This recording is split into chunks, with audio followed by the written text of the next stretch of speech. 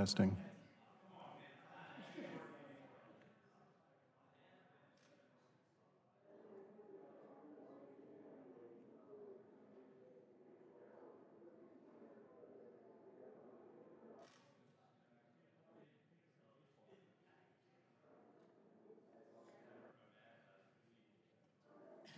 Testing 1, 2, testing.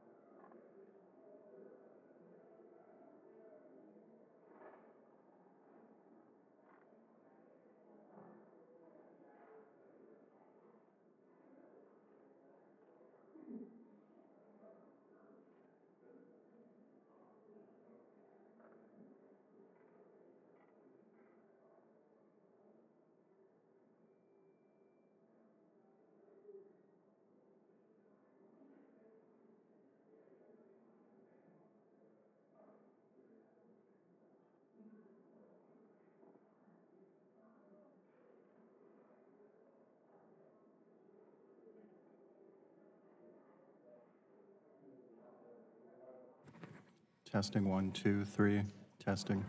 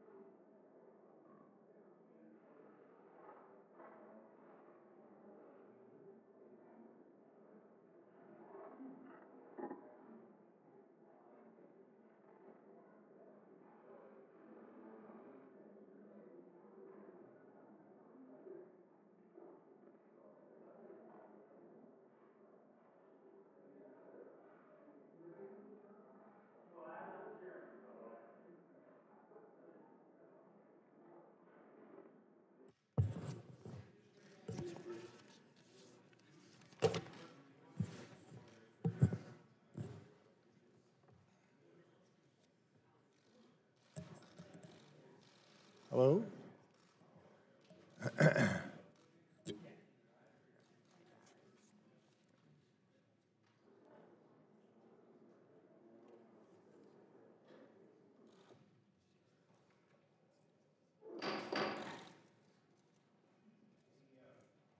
The Subcommittee on Environment and Climate Change will now come to order.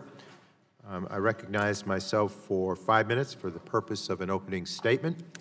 In February, the subcommittee held a hearing examining President Trump's decision to withdraw the United States from the Paris Agreement. Since that announcement, states, cities, businesses, and universities across the country have stepped up to say they are still in, and they are not only making pledges, but are taking concrete actions. While this administration has failed to rise to the challenge of our climate crisis, others are leading the way in keeping our national emissions reduction targets within reach. Investing in infrastructure, in creating local jobs, and transitioning to a clean energy economy are goals that leaders on both sides of the aisle at all levels of government should be able to support. That is why 23 states have joined the U.S. Climate Alliance, and more than 400 local governments have joined the Climate Mayors Network, organizations that are helping state and local governments work together and encourage greater action. Today, we have a chance to learn from some of the elected officials now leading our nation's climate response. This includes a former colleague who served on this committee, being Governor Jay Inslee of Washington State. Thank you, Governor, and welcome back to the Energy and Commerce Committee. During his time here, Governor Inslee was a leader on clean energy and climate issues. He played a major role in developing the American Clean Energy and Security Act and in transformative clean energy investments included in the American Recovery and Reinvestment Act. He also co-founded the House Sustainable Energy and Environment Coalition. I was at that charter effort, and I now am proud to say that I co-chair today's efforts with SEEK. Governor Inslee, along with former Governor Jerry Brown and my home state Governor Andrew Cuomo, founded the U.S. Climate Alliance. The states in the alliance represent more than 1/2 of the U.S. population and almost 3/5 of the U.S. economy. I cannot think of a better witness to share the experiences of states transitioning to a cleaner, healthier, more competitive, and more sustainable economy. Local governments are also doing their part, implementing solutions to transition their communities and create good-paying jobs while doing it. Today we ask, what can Congress learn from our state and local experiences? And how can our federal government be a better partner in these efforts? This committee has established itself in recent years as a force for bipartisan environmental legislation, including drinking water infrastructure, brownfields redevelopment, and nuclear waste cleanup. And in every case, we started with these same questions. Our response to climate action should be no different. We are at a crossroads in the climate crisis. If we are going to meet this crisis head-on, we will need every idea and every proposal we can muster. I recently released a set of climate principles that should help guide our efforts in Congress to develop legislation. Before coming to Congress, I ran a state energy office and served in state and county government. I know how much work gets done at these levels. They do not have the luxury of burying their heads in the sand when climate change comes to their communities and threatens their constituents. It is falling upon them to harden their infrastructure and deal with increasingly frequent and severe wildfires, flooding, droughts, and air quality issues. These disasters jeopardize property values and undermine local tax bases. In some cases, they threaten future economic development and revitalization, especially waterfront development. We have seen the damaging effects of climate change extend far beyond natural disasters. It is hurting tourism, recreation, agricultural production, and other industries that many American communities rely upon. Empowering state, local, tribal, and territorial governments needs to be at the foundation of our climate response in Congress.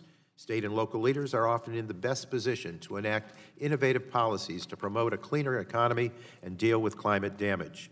We also need to recognize that we live in a big country. Each state and region faces unique challenges. Program flexibility is indeed critical. Today, as we hear from mayors from across the country, we need to make sure they have the tools and resources necessary to meet their needs. Some solutions will be best suited for federal action, but a comprehensive approach will take all hands on deck. Other levels of government will need to adopt policies that work for their unique local conditions. A few of these locally driven programs may include efforts to strengthen community resilience, increase energy efficiency through building codes and energy benchmarking, improve the efficiency and operation of municipal buildings, and promote cleaner transportation options, including transit and pedestrian and bicycle infrastructure. But despite the exciting testimony we will hear this morning, let's not fool ourselves. Subnational action is not a substitute for greater federal leadership. America's response to the climate crisis needs to be a partnership, and currently the federal government is simply not holding up its end of the bargain. And with that, I yield back.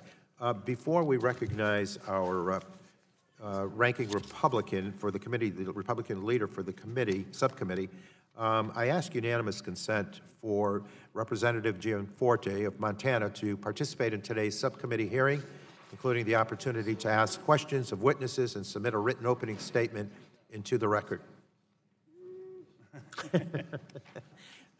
I thought I heard a whimper, but we didn't.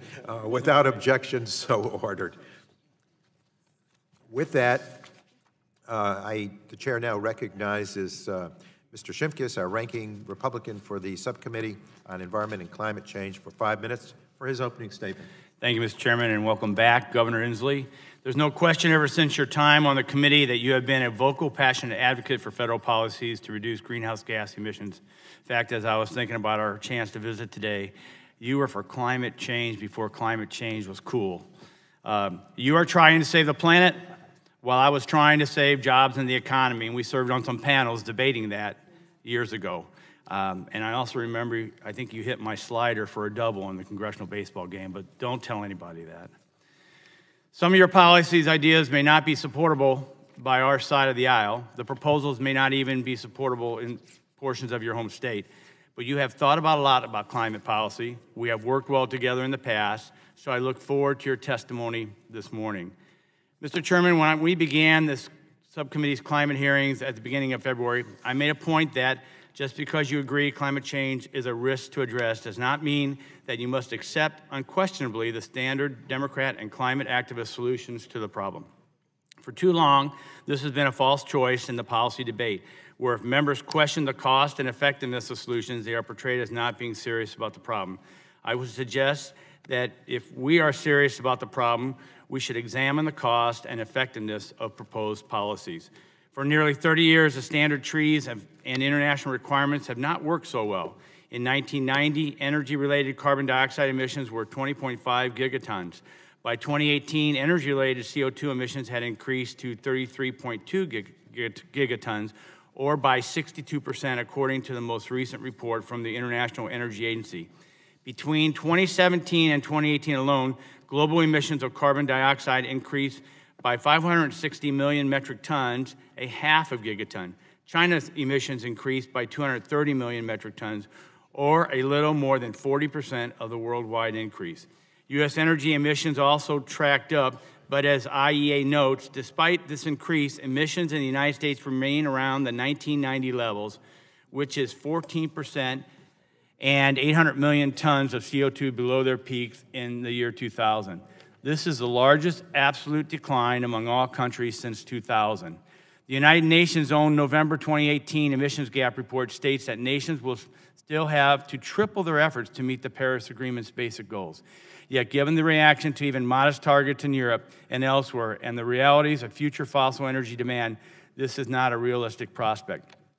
The point here is the scale of the global energy and industrial growth should put the effectiveness of our U.S. actions in perspective.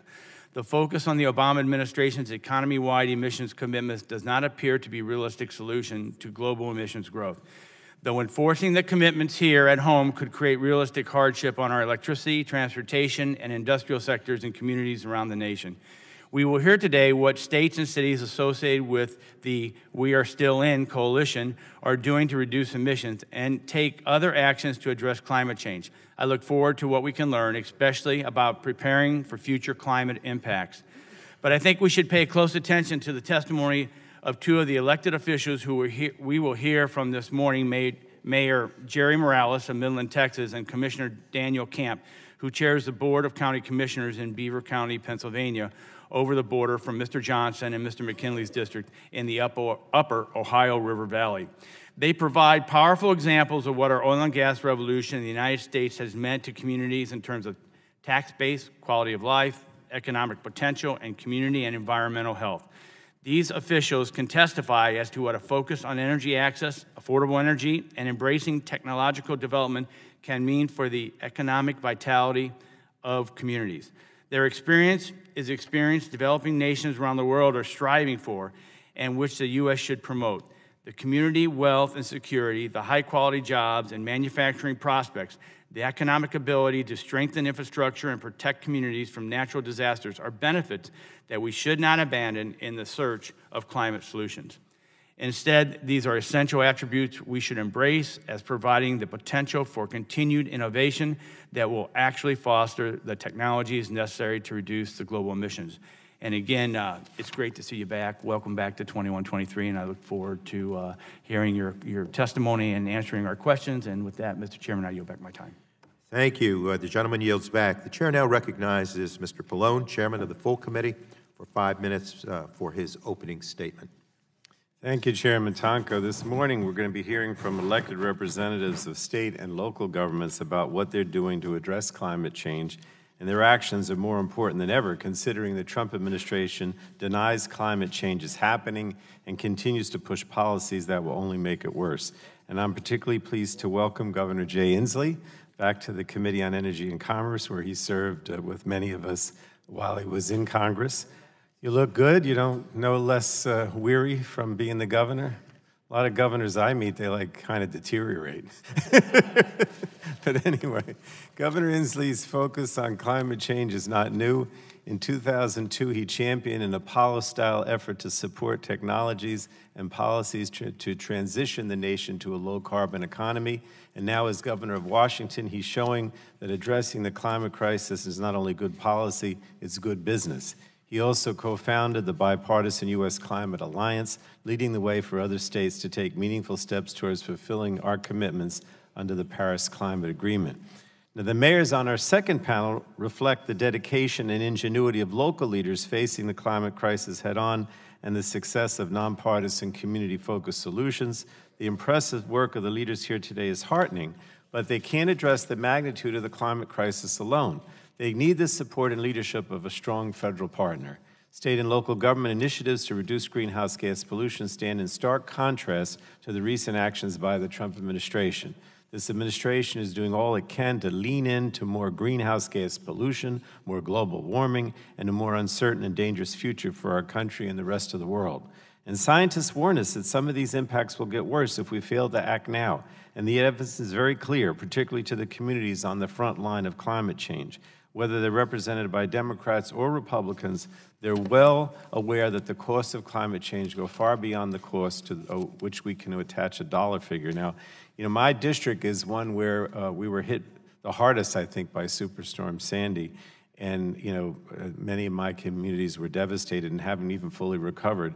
I have to tell you, I have a lot of Republican mayors, council people, county legislators, and it doesn't matter whether they're Democrat or Republican. They all want us to address climate change. It is not and should not be a partisan issue. So today, as we sit here, there's record flooding in the Midwest, claiming lives and destroying homes, communities, and businesses that people spent a lifetime building. And those communities know that the time for debate and inaction should have been over long ago. State and local governments acting on climate change are positioning themselves as leaders in a new low-carbon economy. 17 states of the Climate Alliance reported last year that they attracted more than $110 billion in clean energy. And those are, you know, obviously investments, create jobs. And they realize billions of dollars in public health and environmental benefits. Our nation has always been at the forefront in the creation of new industries, new technologies, and new jobs, and this committee has always been a leader, and we should strive to improve upon that record. Unfortunately, the Trump administration wants to take us backwards by withdrawing from the Paris Agreement.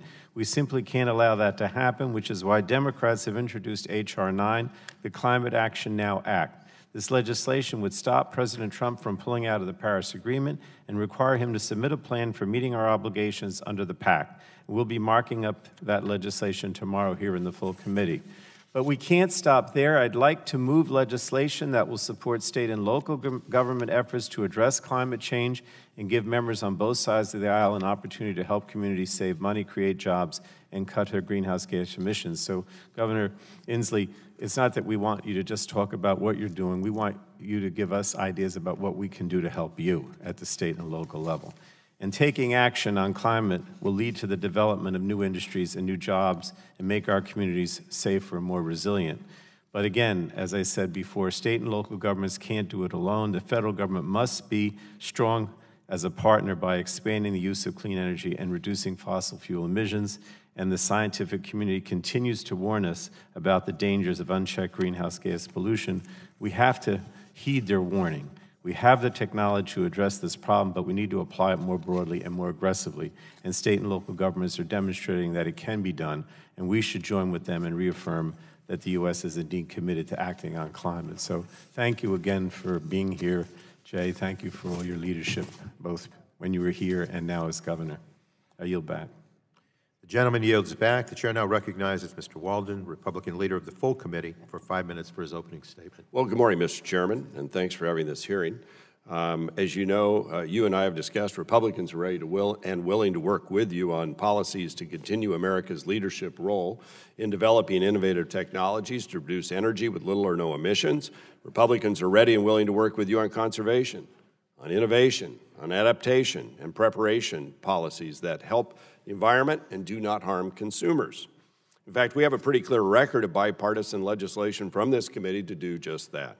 Republicans have worked with Democrats over the past several Congresses to remove regulatory barriers to new technological advances in power generation, from hydroelectric power to small modular nuclear, from carbon capture and storage incentives to power grid reforms, because innovation is where the long-term solutions to climate change are. We want America to lead the world in innovation, as we always have, especially on clean energy and environmental cleanup. It's disappointing today that this hearing is really more about the politics of climate change than rolling up our sleeves and getting to work on domestic solutions. I can't recall a time in my more than 18 years on the committee where we've cleared the decks for a presidential candidate to come take center stage. Now, I want to join those in welcoming Governor Inslee back to the Energy and Commerce Committee room. We also served together on the Resources Committee. And as an advocate for the Green New Deal, I'm sure he would agree with me that it's time that this committee actually had a hearing on that legislation. Both of my senators signed on and were at the news conference when it was announced. And I know one of the biggest proponents, the new Congresswoman from New York, said it was unfair for the Senate to vote on the Green New Deal without first having had a hearing. So we should take note of her comments and schedule a hearing, Mr. Chairman, in this committee. Meanwhile, as I noted a few weeks ago, the focus on U.S. commitments in the Paris Agreement distracts from the work we could get done together. Certainly, many states and cities around the United States have made commitments to meet the Paris goals, but these commitments don't necessarily work nationally. However, I do believe this hearing will be useful to review some of the actions states and cities are taking to adapt and become more resilient to a changing climate. Now, in the great Pacific Northwest, we've benefited from clean hydroelectric power. We have wind power, we have geothermal power, and we have solar power, among other sources. And while our energy emissions are better than most, we've suffered greatly from the lack of management of our federal forest lands, which are burning up every summer, choking our citizens and polluting our atmosphere. Now, I know when Governor Inslee was in the House, we went toe-to-toe, and you opposed most of my efforts to get our forests back in balance and to reduce the threat of wildfires. Now, even in the United Nations Climate Change Panel, they called for active forest management. So hopefully, perhaps your views on these matters have changed as you read the IPCC reports from 2007 and beyond. After this hearing is behind us, Mr. Chairman, I hope we can work together, as we have in the past, to reduce the barriers to innovation and unleash the best and brightest among our citizens to develop new technologies to help confront the climate challenges of the future and put America in the driver's seat to lead those technologies and sell them abroad. Mr. Chairman, I'd also raise the issue that it's unfortunate the measure that we will mark up tomorrow was only introduced on Thursday, and it's unfortunate that your subcommittee, this one, does not have an opportunity to mark up that measure. that would be the regular order that you're proud of and I'm proud of, and I'm sorry we're not going to have that opportunity to have a markup on the underlying legislation. Instead, it's going to be taken straight to full committee and straight to the floor to meet some arbitrary deadline. So with that, Mr. Chairman, thanks again for having this hearing. We look forward to working with you where we can, and I yield back the balance of my time.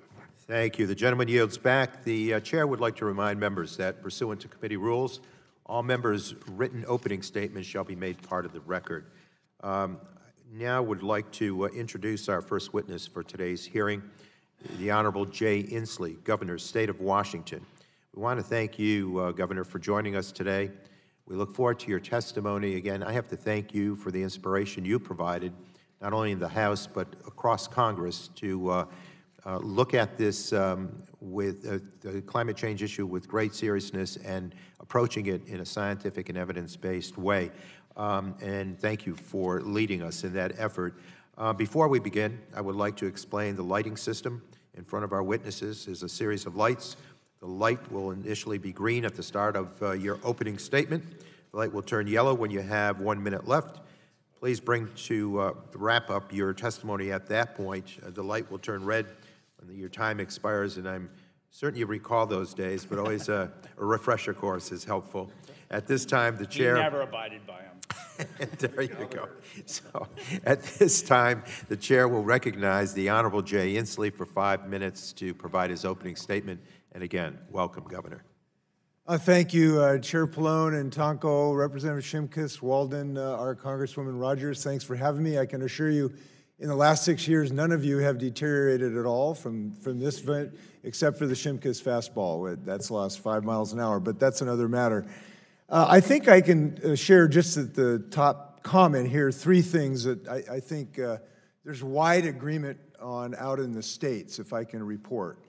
Number one, we recognize that we are the first generation to feel the sting of climate change, and we are the last generation that can actually do something about it. Number two, we recognize this is a moment of great peril, but it is also a moment of great economic promise with tremendous job creation opportunities that I'll talk about in a moment. And number three, I think we've decided, because the facts are in, there are a heck of a lot more jobs fighting climate change than there is in denying climate change. And that's good news for the United States. And I'll talk about that in success in many of our states in a few moments. So we do hope that we can help the federal government take a look at some of the actions that states are taking in the hopes that the federal government can join the states in really working to build a clean energy economy. So I hope I can be helpful to you in this regard. I won't dwell too much on the peril part of this. It should be kind of obvious to us with the floods and the hurricanes and the fires. But I will tell you that when you visited Paradise, California, when I did, town of 25,000, and you go for an hour at dark and there's nobody there and it looks like a post-apocalypse movie, you know we got to do something about climate change. So I hope that you all can get together to figure out some things to do. I want to point to our state's experience because I think it has been helpful. The first thing I want to say about our state's experience is we have been dedicated to developing a clean energy economy, and in part because of that, we have the best economy in the United States. We have the fastest GDP growth, the fastest job growth, and the fastest wage growth in the United States. Business Insider magazine said we're the best place to do business. Oxfam said we're the best place to work, and that's in part because of the clean energy policies that we have adopted, and we've had some considerable success.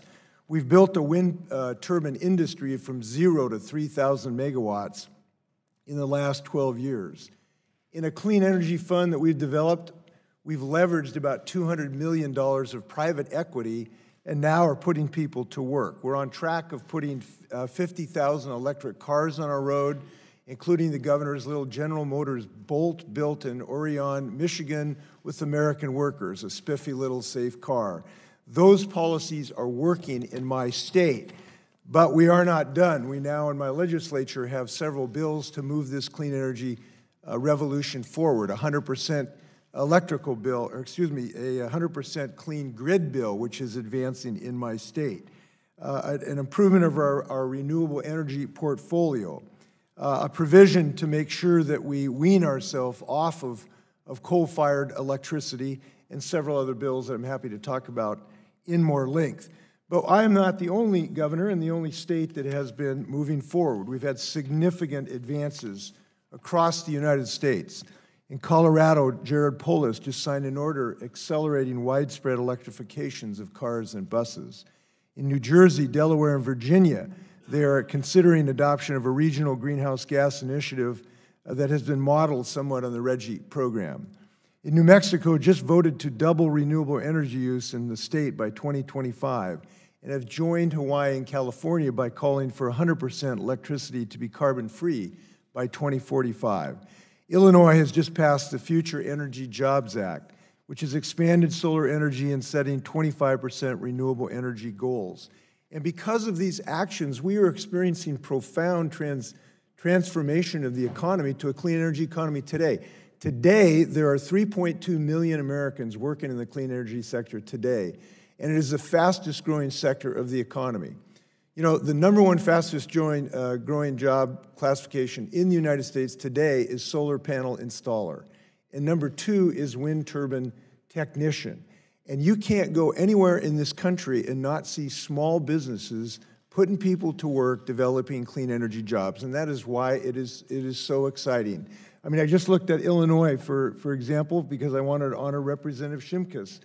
Has 8,633 wind jobs. It has 4,879 solar jobs. There's 7,357 electric vehicles on the road. This is a 93% increase. We are in the midst of a great transition, and I'm hopeful that we can help you in some way figure out how to accelerate that transition. Thanks very much. Look forward to your softball questions and gentle criticisms. And whatever else might follow. Thank you, Governor, for your opening statement. We now will move to member questions. Each member will have 5 minutes to ask questions of our witness. I will start by recognizing myself for 5 minutes. Governor, again, welcome. I know many of my colleagues will have questions about how the federal government can better support your efforts, as well as the specific solutions you are pursuing in Washington. I want to take stock of where we have been. I think back to 10 years ago, the last time Congress had a meaningful debate on climate pollution and the need for and opportunities from a clean energy transition. During this time, the cost of cleaner alternatives, such as renewable energy, have dropped at previously unimaginable rates. Clean energy jobs have been created across our country, and a greater public awareness of the climate science, of the threat we face, and of the urgency at which we must respond has taken hold. So, Governor, what are the biggest developments in the climate debate or policy since you left this House? Well, I think that the most significant thing that has happened is that our research and some of our policies are actually bearing fruit. There's a really good news story here. I just had a breakfast with a woman leader in the clean energy industry, and she was pointing out that the suite of some of the small policies we adopted during the Recovery Act, for instance, during some of our tax policies, which have been supremely successful driving economic development and driving down the cost of these systems. So the cost of solar energy in the last 10 years has come down 80%. The cost of wind turbine energy has come down about 20%. That has been the product to some degree of some of the policies that we have adopted, and I think that's really an optimistic thing to say, that when we do put our shoulder to the wheel, we can drive reductions in cost and therefore further deployment. The other thing I would say is that this is being successful not just as an urban, but it's an urban and rural, and it's a small and big state effort. I'll just give you an example. In my state, in part because of our policies, some of our greatest clean energy job creation are in rural parts of our state and smaller communities. So the largest, for instance, carbon fiber manufacturer in the Western Hemisphere that goes into electric cars is not in Seattle, it's in Moses Lake, Washington, in central Washington, a kind of a smaller town. One of the largest biofuels manufacturers is not in Seattle, it's in Grays Harbor, Washington, which is a town that has had some stress because of the diminution of the forest industry. I just went to the ribbon cutting of the largest solar farm in our state, which is near Lind, Washington, which is a town of 300. So you have these beautiful solar panels surrounded by wheat fields. This is an economic development program that is available to all Americans throughout our country. And I think that's a lesson that's important. The other thing we've learned is that you can do these things with essentially no or de minimis cost to consumers. Because as the technology has come on, we've actually got cheaper products. So if you're driving an electric car today, you have probably 80% lower fuel costs to run your car. And that's why we're happy in my state to have one of the largest percentage of use of electric cars to meet our goals. Those things are working. So, thank you, Governor. So, in that near decade that has passed since we last visited this issue, what important lessons are the most that speak most clearly to us about learning from our past efforts? Well, I think the most important lesson is one that's really rarely noted, which is that the cost of inaction is enormous. I think that's an important lesson here. Somebody asked me about the cost of investment in solar energy. It's a lot cheaper than when your town burns down like Paradise, California. It's a lot cheaper than the $1.6 billion we've lost in agricultural production because of these recent floods. It's a lot cheaper than the U.S. Navy is going to have to invest because of sea level rise at our Norfolk facility. So one of the lessons is these investments pay off, ultimately, if we can reduce the level of damages that we are incurring.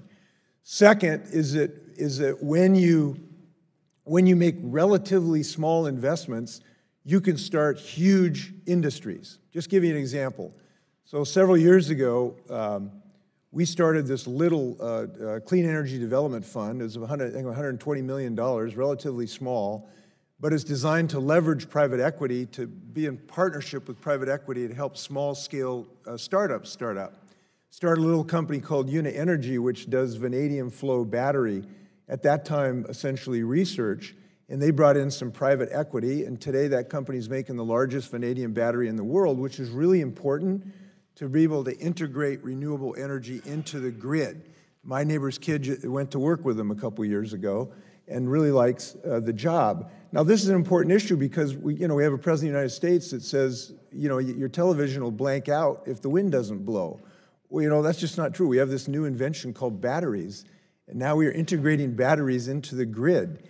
I turned on some of the first ones at Washington State University. So we know these things work. We know that these small policies can develop big, big industries. We've seen it happen. We just need to accelerate it. Thank you very much, Governor. And the chair now recognizes Representative Shimkus, Republican leader of the subcommittee, for 5 minutes. Thank you, Mr. Chairman. Jay, welcome back. Nuclear power, where does it fit in this carbon-free society? Well, I think that we need to continue to do R&D in any potential low-carbon or zero-carbon emission, and that includes nuclear power. I think that we need to continue research to figure out whether we can solve some of the things we need to solve for nuclear power, which obviously, and are well known to you, we need to bring down the cost. We need to have a more passive safety system. We would need to have something that solve the nuclear waste problem, either by eliminating the waste or finding something in the waste. And fourth, you would have to win public support. So those things would need to happen, and I support R&D on those. Some of that's going on in my state right now. Let's follow on the closing the fuel cycle, and you were probably prepared. You and I obviously worked diligently on this years ago, and you co-sponsored the amendment. The act, we have nuclear waste, spent fuel, 39 states, 121 locations. We have a law that is the 82 Nuclear Waste Policy Act, along with the amendments of 87. Has your position changed on finishing the scientific study to see if it's safe to store waste at Yucca Mountain? Well, I think that what the last few years have shown is that we need to find a more consensus-based approach on waste disposal. I do believe that. But don't you believe that if a prior sitting federal legislator and a president signed it, that they've already done that hard work? I mean, the legislative branch already passed it, the president signed it into law. I think my concern is we're relitigating a law that's already passed, and in the past, and I'm not trying to pile on. I consider you a friend, but I just hope we would rethink this, because closing that fuel cycle is part of this solution that we would like to, because I do think nuclear power, especially major baseload power, is critical. Some of the wind production tax credits, which you talked about, has really hurt the cost-benefit analysis of nuclear power, and that's why Exelon, one of the major generators, is starting to close nuclear power plants, which is, in essence, contrary to this goal of a carbon-free generation world that people are trying to push. And I think that's something that we will talk about as we move on this committee. Let me ask another a question that deals with, I wanted to tell you my son graduated from Western Washington University and interned in Olympia, so I'm not sure what's happening with my family. Well, he's going to be a Democrat. I know that if he went to Western, that's for sure. So the, and I want to thank Kathy for getting him there. So, so for the sake, this committee will deal with the spent fuel debate. We passed a bipartisan bill off the floor last Congress, 340 to 70, I think, bipartisan, and more Democrats voted for it than against it. Can you, for the sake of this committee, just briefly talk about the problems you have at Hanford as far as the defense toxic sludge that we have in those, I don't know how many containers and buried underneath ground, and you can weave the story a lot better than I can. Well, one of the problems we have is that the administration at the moment is not, at least in our view, complying with some of the needs. No, and I get that, and we can go through administrations. Just weave the story about what the challenges are there. I mean, we could look at Obama, we can look at Bush, we can look at negligence across the spectrum. But what do we have? I mean, there are how many tanks there at Hanford? So we have millions of gallons of sludge, as you're well worth knowledgeable about. We are having technological challenges, and we want to get the vitrification plant up and running. It would be help if the administration, rather than looking at this as kind of a financial sacrifice zone, will actually help make this happen. And explain for my colleagues who may not have been there, what is this sludge? What are we talking about? Well, we're talking about leftover waste from the nuclear facility that won the Cold War, and we expect any administration, whether it's Republican or Democrat, to help us in the cleanup effort. And if you allow me to finish, and are we not close to the Columbia River? Would you like to testify, John? And I'll just... No, actually, the defense waste and the spent fuel is one package, and it's just part, when we have to deal with this, it's not just spent fuel from nuclear power plants. This is a solution to our defense portfolio, and that's the only reason why I bring it up. That's correct. I'm not trying to do the gotcha. I do want to make the point, though, that the administration is not fulfilling its obligation to the people of the state of Washington in a variety of contexts. We've had some safety concerns that for workers, particularly, that we've been concerned about, and we will continue to be diligent to hold this administration's feet to the fire, and I hope this committee does the same, whether it's Republican and Democrat. And right now, the administration is not doing its job to get this job done, and I think it owes it to the whole country and to the state of Washington. We should move the waste. That would be helpful. Gentleman yields back. The chair now recognizes Mr. Peters for 5 minutes. Thank you, Mr. Chairman, and thank you, Governor, for being here. I'm excited about having you here.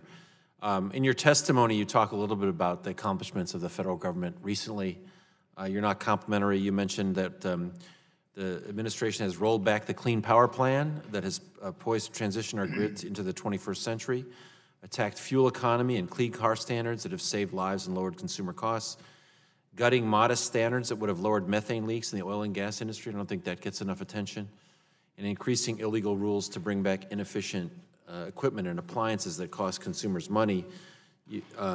You might have also mentioned that we withdrew from the Paris Agreement and a number of other things that have gone in the wrong direction. Assuming we could get back to zero and deal with all those things, what would be your priorities for federal action if we got back in the game in a significant way? Well, let me just follow up on what you said. It's important to get back to, quote, zero, because zero, we were making progress. These things you rattle off are extremely important, extremely effective. And they're not small things. Right. And I believe they can be done through executive action of whoever is in the office in the future, and should be. And I think they flow, the current president's policies on this have flowed from a really dangerous pessimism about our ability to build a clean energy economy. I think there's too much fear about this, and I think if we look at the success we've had, we've seen that these things actually work. When I heard the president the other day saying that, you know, your television will turn off if the wind doesn't blow, I don't know why someone has not explained to him the existence of batteries. I don't, you know, batteries run tweets, so I don't know why you couldn't understand batteries can run your grid. And in fact, we're making huge progress in the ability to do that. And not just electric batteries. We have pump storage there's a pump storage program that can put hundreds and thousands of people to work in central Washington. So I think we have to have a little more optimism, and if we do follow the can-do spirit of America, we will embrace these executive actions. But going forward, I would suggest that the things that the states are doing very successfully are things that are template for success federally. That includes a 100% electrical grid goal for our electrical grid. It includes a clean fuel standard for our transportation fuels. It includes a very, very significant expansion of our federal research and development and a whole slew of technologies. Right. When I was sitting where you were, I noted that we spent more money developing one kind of Jeep than we did in the entire clean energy research budget of the United States.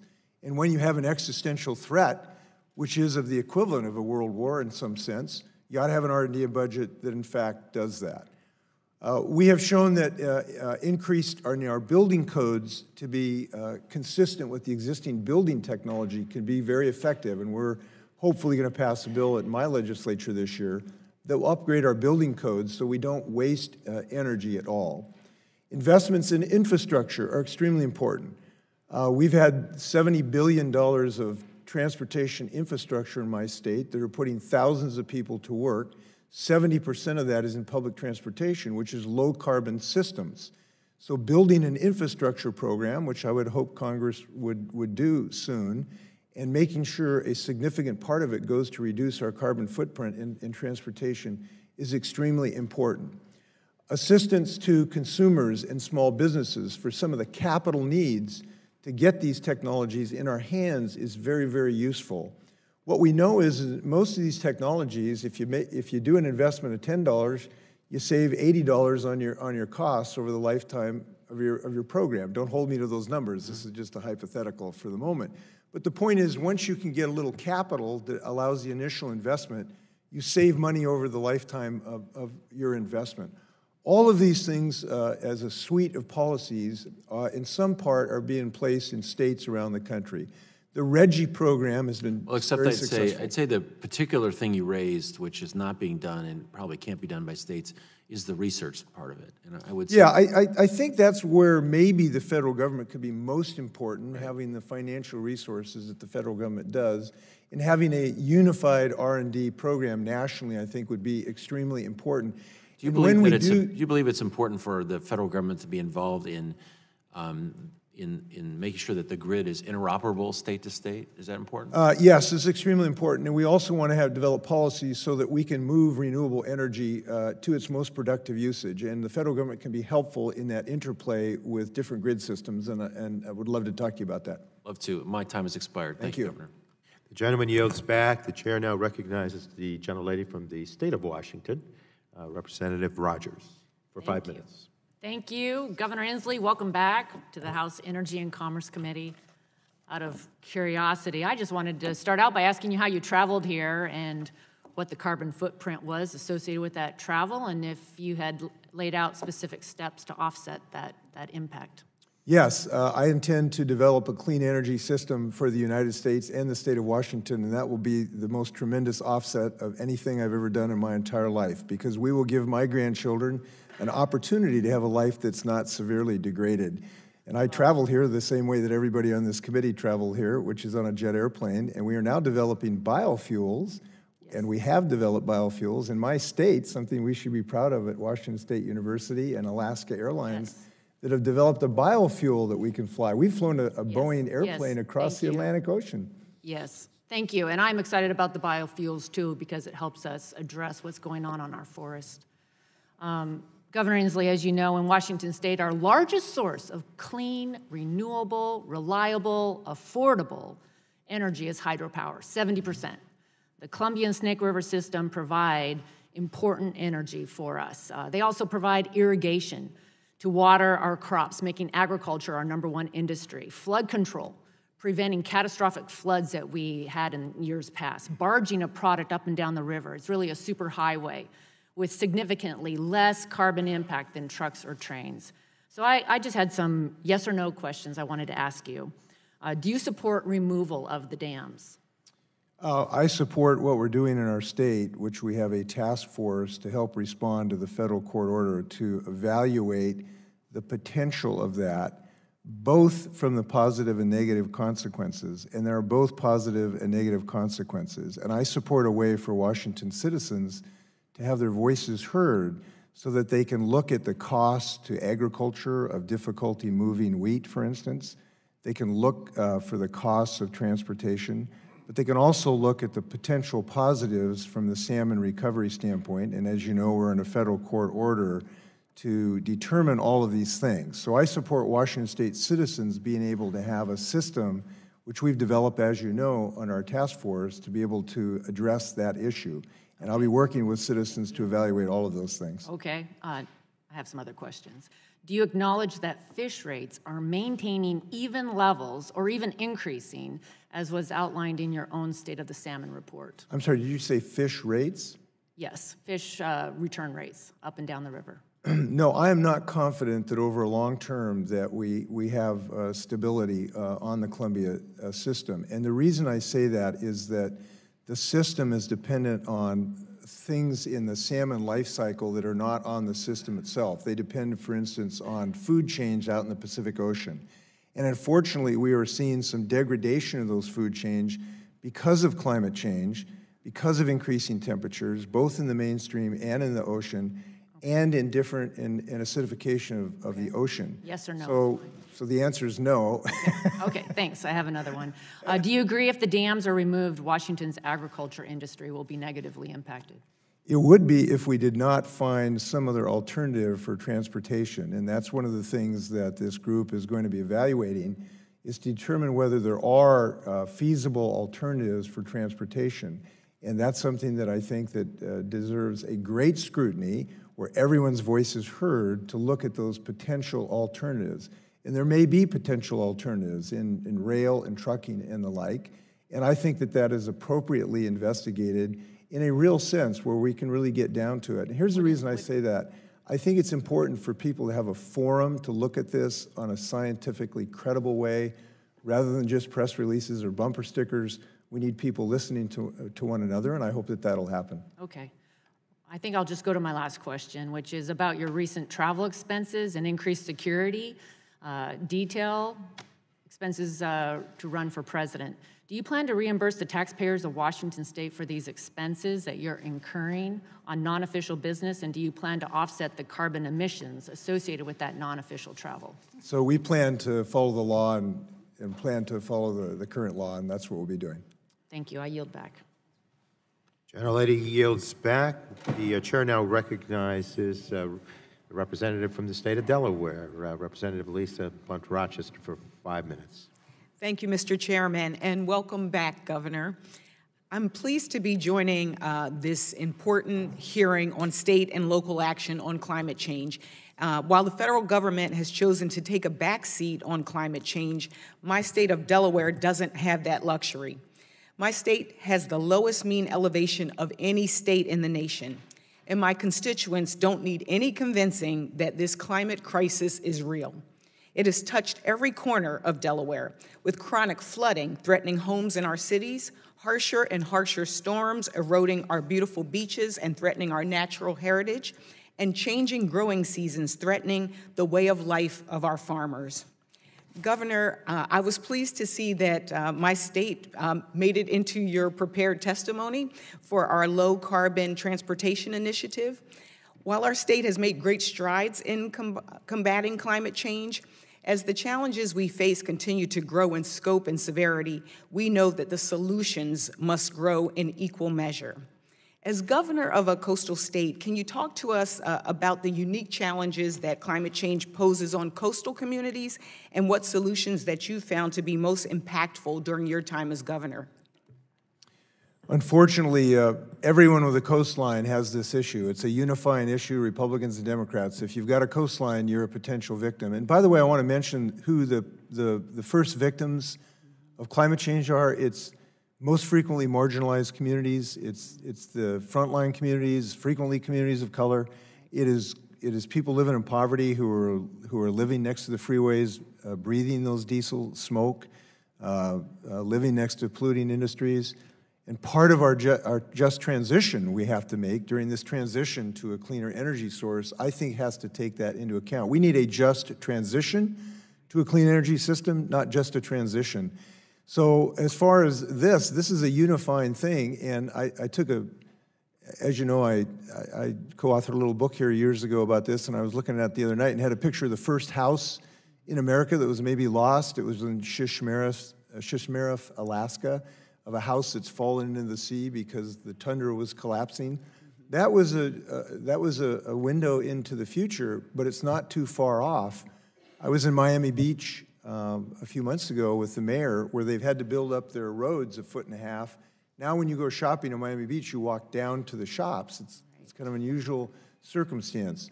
The U.S. Navy is very concerned at Norfolk about damage and threats of sea level rise to a very important naval base. We had Admiral Fallon in Seattle talking about the national security risks of rising sea levels. And we've actually even I just read an island in Hawaii's small little uninhabited island has gone under. So it doesn't take rocket science to understand this, and it's something that unifies us all. You know, Delaware, we're small, as everyone knows, so we have an average annual budget of somewhere around $4 billion. And when we talk about these issues, you even mentioned those environmental justice communities. These are like major infrastructure investments that will need to be made. Could you talk about any low-cost, high-impact projects that you've seen during your tenure? Well, there's a whole slew of them, but I'll give you an example. When you talk about a just transition issue, we are closing our last remaining coal-fired plant in Centralia, Washington.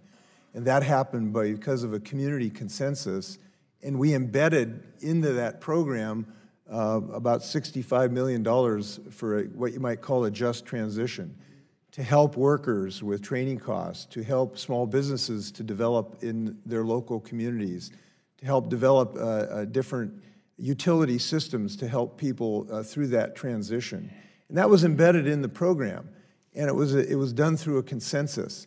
And it was important because it recognized that there are transition costs and difficulties when you do go through a transition.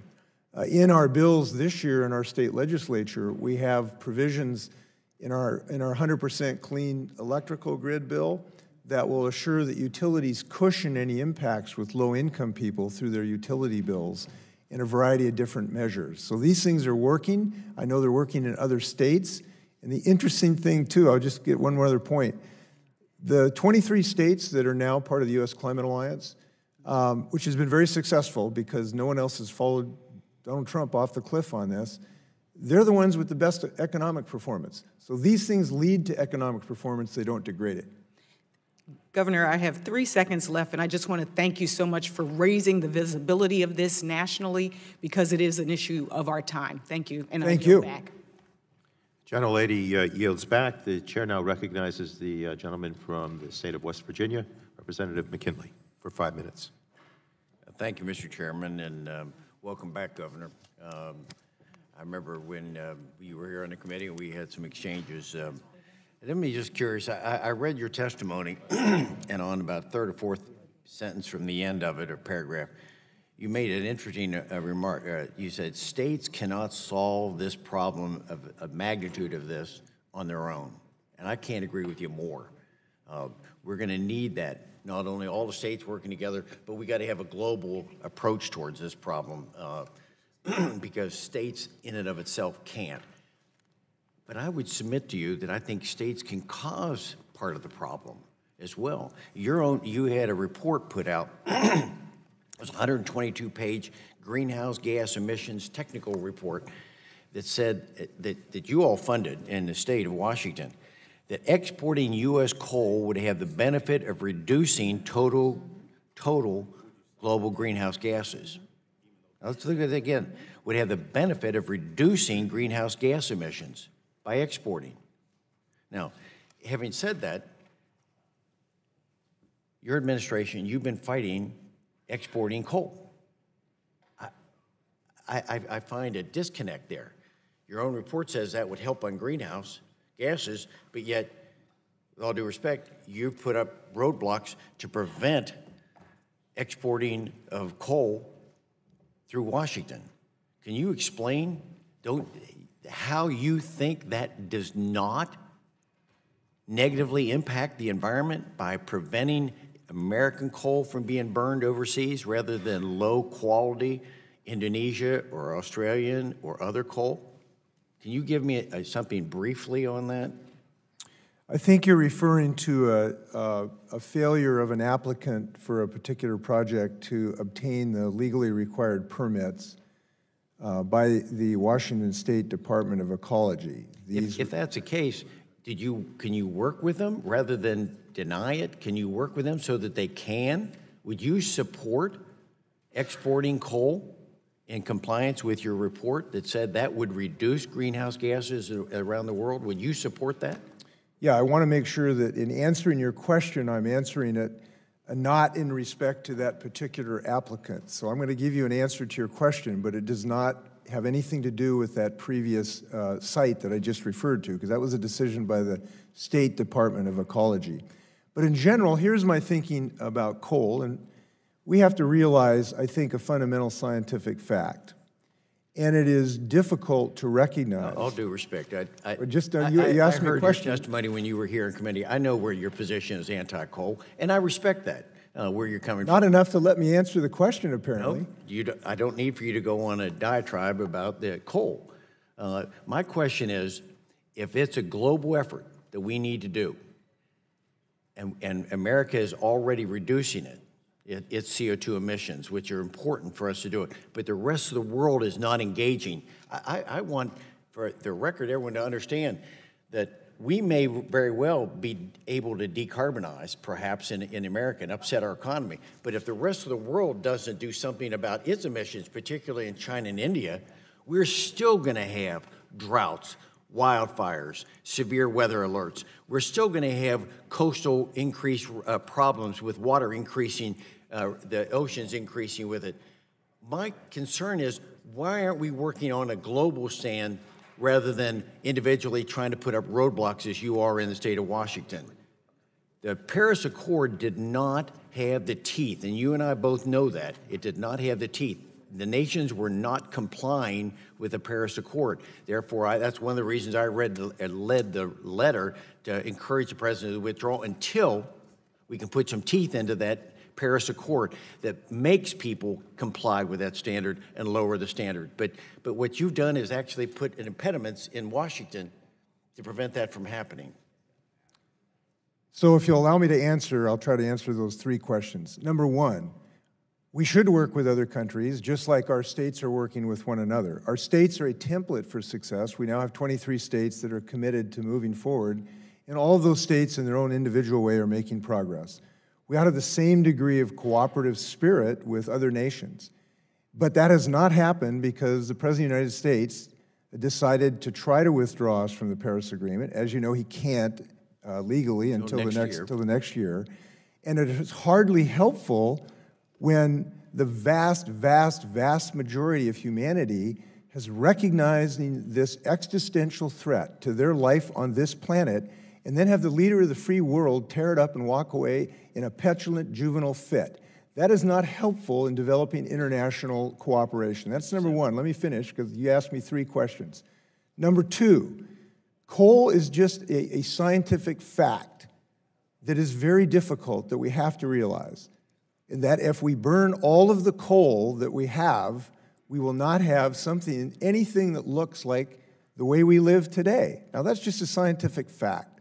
So to some degree, we have to manage a transition to a cleaner energy economy over the next several decades. And I think we all ought to work together to figure out how to do that, to manage that transition, to help the communities that are part of that transition. And I made reference to the Centralia plant is a way that we have done that. And three, we ought to be all working together to develop alternatives to coal, which we're doing, and these 23 states are showing success. So I approach this with optimism and confidence because we're the most can-do people in the history of the planet, and I believe we can get that job done. Thank you. I guess I've run out of time. I guess concluding, you said you would not put a roadblock up to exporting coal out of Washington if they fill the application outright. Is that what I'm hearing you say? I'm saying that we follow the law in the state of Washington, and the law in the state of Washington, as developed through the permitting process, that one of these particular plants, according to the Washington State Department of Ecology, did not satisfy the laws of the state of Washington. That's what I'm saying. The gentleman yields back. The chair now recognizes Mr. Pallone, full committee chair, for 5 minutes to ask questions. Thank you, Chairman Tonko, and again, welcome back, Governor Inslee. At our last subcommittee hearing, we had a productive discussion about subnational actors like cities, states, and companies stepping up to the plate after President Trump rashly announced the U.S. would abandon the Paris Agreement. And you've been very active in that regard, not only in your role as governor, but also as co-founder of the U.S. Climate Alliance, which has been very successful over the last few years in expanding bipartisan membership and forging a path to effectively address climate change. But in your testimony, you say, and I quote, "The truth remains that without leadership from our federal government, the country won't be able to do enough fast enough," unquote. So I just wanted you to expand on that point. Why is the federal leadership still needed? And are there tools available to the federal government that states don't have at their disposal? Well, the first reason is that today we have 23 states, and by the way, those include 3 governors who have joined this, 3 Republican governors who are part of that alliance. And that represents the majority of the American people, I believe, and about 60% of the U.S. economy. And I believe if it was a separate nation, it would be the 3rd largest economy in the world, these 23 states. So this is what you might call a big deal. But it's not all the United States, and it's important that we all work together, and it's important that industries have consistency as much as we can for policies. We'd all like to have the most consistent policies that we can for investment policy decisions. So having consistency would be useful in addition to having the entire United States economy associated with that. In addition, the federal government just has some resources that the states do not have, particularly in the research and development, which is extremely important. We've seen what R&D can do when we defeated fascism federally. We see what R&D can do when we went to the moon nationally, and we ought to be able to achieve the same levels of federal R&D to really make this happen. Now, it also is an issue of, for instance, transportation infrastructure. The federal government can be a driving force in that regard that can really, really help in infrastructure. The federal government can help in the procurement policy so that when we buy products, we can help drive a clean, green procurement system. That can be very useful. Secretary Mabus of the Navy started that, and it really helped when he had the Green Fleets program to drive the development of biofuels and the like. So there are so many multiple tools that the federal government has that could assist the states in moving forward. I mean, we're making big progress when you see what's happening, but we need a federal partner, and I hope people will work together to get that done. Well, I appreciate that, and let me get to the last point you made. While not a substitute for federal leadership, I do believe that renewed congressional action on climate change is a step in the right direction, and I'm interested in moving legislation to support state and local government efforts to respond and prepare for the effects of climate change. The mayors on the second panel are going to suggest, among other things, that Congress should reauthorize the Energy Efficiency Community Block Grant. So what policies or initiatives should Congress consider enacting to support and further expand what your state and other states and local climate on the front of climate action? And what policies or initiatives should Congress prioritize in that regard to help the states and the towns? The first priority would be to remove the shackles that prevent us from moving forward in states. And there are some that prevent us, for instance, in transportation fuels, federal policies have prevented us from moving forward with some of our CAFE standards and the like. So the first order of business was take off the weights that we carry of the federal restrictions, particularly the ones that have come from this administration. A second, and this is, look, I just think the best thing the federal government can do is to adopt federally what our states are doing from a state perspective. And it doesn't really require to mandate or even assist states. It's just to get the federal government in the same business with the same templates of success. And I believe the states are a template of success. Look, you know, I'm criticized, my party is criticized frequently of saying that our policies will somehow be destructive of economic growth. I hear the president saying we won't have planes or trains or cars, and that's just not the case. When we're driving electric cars, the governor has a little electric car that works. We've been accused of doing things that will retard economic progress. But the facts just don't bear that out. Look, my state is the most rapidly growing economy in the country. And when you look at the 23 states that are doing things on clean energy, by and large, they're the ones that have the greatest rate of economic growth. So I just suggest the most important thing to do is for the federal government to be as confident and optimistic as the states are right now in our capability to build a clean energy economy. If we infect the U.S. Congress with the confidence we have in Massachusetts with a Republican governor, and Maryland with a Republican governor, and Vermont with a Republican governor, good things are going to happen. And that's why I'm here today, and I wish some of my colleagues were here. I understand others were invited, but I'm the one who had the most friends here, so I came. Well, thank you, Governor. Thank you for what your state is doing and for the U.S. climate action work. We appreciate it. Thank you. The gentleman yields back. The chair now recognizes the gentleman from the state of Georgia, Representative Carter, for 5 minutes. Thank you, Mr. Chairman. Governor, thank you for being here. This is an extremely important subject, and we appreciate your participation. Climate change is real. Climate's been changing since day one. Protecting our environment is real. We all recognize that. I noticed in your in your 7 pages of testimony that you mention a number of renewable energies such as wind, solar, and hydro, but you didn't mention nuclear. I'm just wondering, it would appear to me that we're going to have to use a number of different resources in order to get to the common goal that we want to get to, and certainly carbon capture and nuclear power are going to be a part of that. I'm just wondering, why did you omit nuclear power in your testimony? I didn't know because I didn't write it, so we'll have to ask my staff the answer to that question. Okay, fair enough. But I've been very forthright in saying that we need to have under consideration any low carbon or zero carbon technology, and I think we have to be non-ecumenical about this, and I have been in my policies. I'll give you an example. In my state, Representative Rogers brought up hydroelectric. We now are classifying hydroelectric in our clean energy 100% grid, which has been a concern of some folks. I have been supportive of research and development in the nuclear industry. There are some modular nuclear systems that might be productive if, now this is a big if, we got to make sure we understand this. We need to make sure that they are cost effective, and they are not to date. As you know, the cost is what has been the biggest problem in the nuclear industry, that they're safer, that they have a waste disposal problem, and they have public acceptance. So my view is it makes sense to find out if any of those things can be solved. They would have to be solved before nuclear would become a meaningful component of an energy future going forward. But I think it makes sense to look to find out if they can be.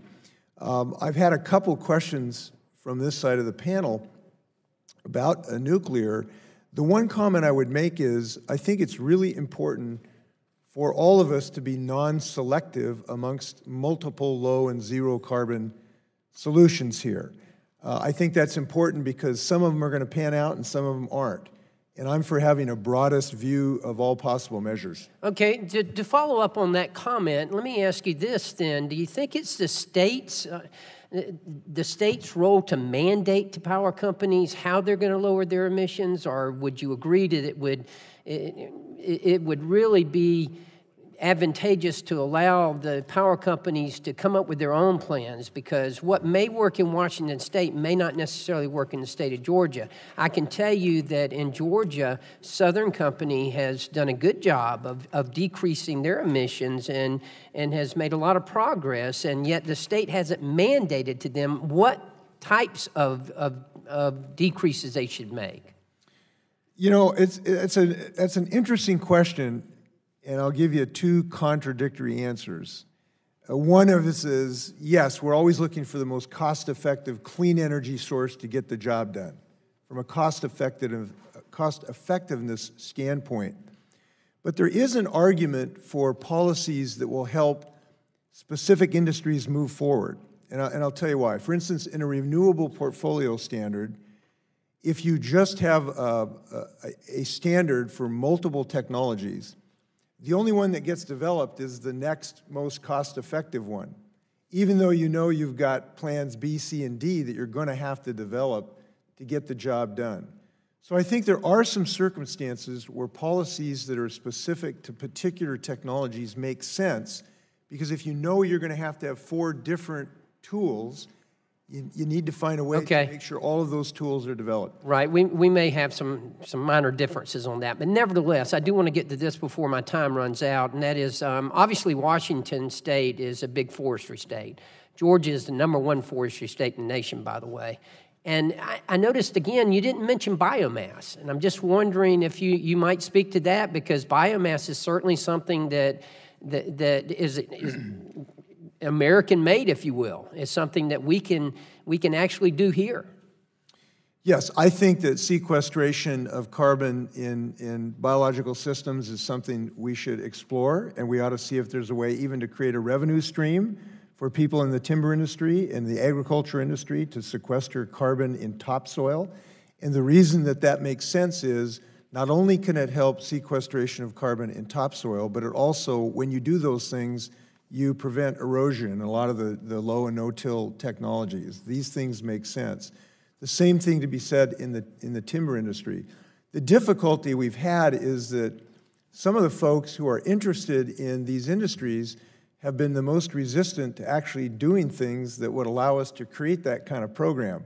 So it will be helpful when folks, and we have some leaders in our timber industry who are interested in developing technology or policies to actually allow that to happen. It'll help when we have more folks in the ag industries want to develop policies to create a revenue stream possibly for sequestration of carbon in topsoil. I really look forward to that day, and I look forward to the day when this is a more bipartisan effort. Well, and I recognize my time has expired, and let me say that I think this is going to be a tremendous opportunity for us. Working together and as innovative as we are in America, I look forward to this because I think there is just so much innovation out there that can be accomplished, and I look forward to working toward it. Yeah, if the chair will allow me to just comment on this. I think this is an important point. I agree with you with this caveat, and I'll just tell you about a conversation I had with the second President Bush. It was the first time I talked to him, and we were talking about the potential of sequestering carbon from coal plants. And he said he was very excited about clean coal technology of maybe being able to sequester and put coal in the ground. And but what I pointed out to him is that would involve additional cost, and no one's going to do it unless there's some system to create a reason to do it, and an ambition to do it, and an incentive to do it. And so the only reason to actually do it, even if the technology worked, is if you had some limitation on pollution or some other market mechanism to drive incentives. And it is the same for sequestration in topsoil or in the timber. So we have to have some mechanism to create an incentive not to put carbon in the atmosphere in the first place for any of these programs to work. And that's where we need some more bipartisan help in this regard. The gentleman yields back. The chair now recognizes the gentleman from the state of Florida, Representative Soto, for 5 minutes. Thank you, Mr. Chairman, and Governor Inslee, welcome back. Obviously, you're getting varied welcomes here, but I hope that you're enjoying your time here. As you may know, 8 of the last 10 years have been the hottest years on record, and we've had 1.4 percent increase in temperature Fahrenheit-wise since the 1880s. We're scheduled, if nothing is done, for that to go even higher. 3 inches in sea rise since 1993. And the idea of global warming, though, I think can be misleading in that it's not just that the world is getting warmer, but we can see more extreme weather, whether it's hotter summers or colder winters. In my own home state of Florida, we have to deal with sea barriers and new water treatment plants and sewer systems, and we're very vulnerable to that. But Washington also faces kind of a double threat, isn't that correct? Like both colder winters and coastal threats from rising seas. I think Mount Rainier even got snowed in for a while this year, if I remember correctly, because the jet stream is no longer maintaining a lot of that Arctic air just in the north. So what are some of the effects you're seeing as far as increasing cold temperatures and then what your state's doing to combat these coastal threats? Well, I think what you point out is something, this originally was called global warming, and it's turned out to be global weirding because it is disrupting all kinds of patterns. And it's so strange because you get it on both ends. You get drought. May declare a drought emergency and increasing droughts in one season, whereas you have increasing precipitation flooding events in a different season. So we've had fires in the summer. Last year, one day in Seattle was the worst air quality in the world because of the particulates from the fires that were raging. And our fires in the Cascade Mountains and in British Columbia were on fire, and we had, weeks of smoke. We had to close some of our swimming pools in the state of Washington because of air quality hazards to our kids. You have infectious disease problems where insects are moving forward. We're now getting tick infestations, which are spreading diseases moving forward fairly rapidly. Our sea level rise is now affecting some of our coastal communities. We're actually having to move some of the infrastructure in that regard. And here's one that I don't think gets enough discussion here, and that's the acidification of the water in my state. So the pH level is dropping rapidly. It's about 30% more acidic than it was before we started to burn fossil fuels. That has prevented us from growing baby oysters because they can't precipitate calcium carbonate out of the water. We now have to grow the baby oysters in tanks where you put like soda to increase the pH. So this is having so many untoward effects. It's not from one direction, it's from many directions, and as from governor, look, this is a firsthand deal with me. When you go into Wenatchee, Washington, and you see a couple crying in front of their house that was torched, and a man holding his wife, and she's like collapsing. Climate change is not an abstraction to governors. We see it when we go to these emergencies. And so you're correct, there's a lot of reasons to do this work. But I always end on a positive note, which is with the angst I feel about these multiple emergencies I'm having to declare.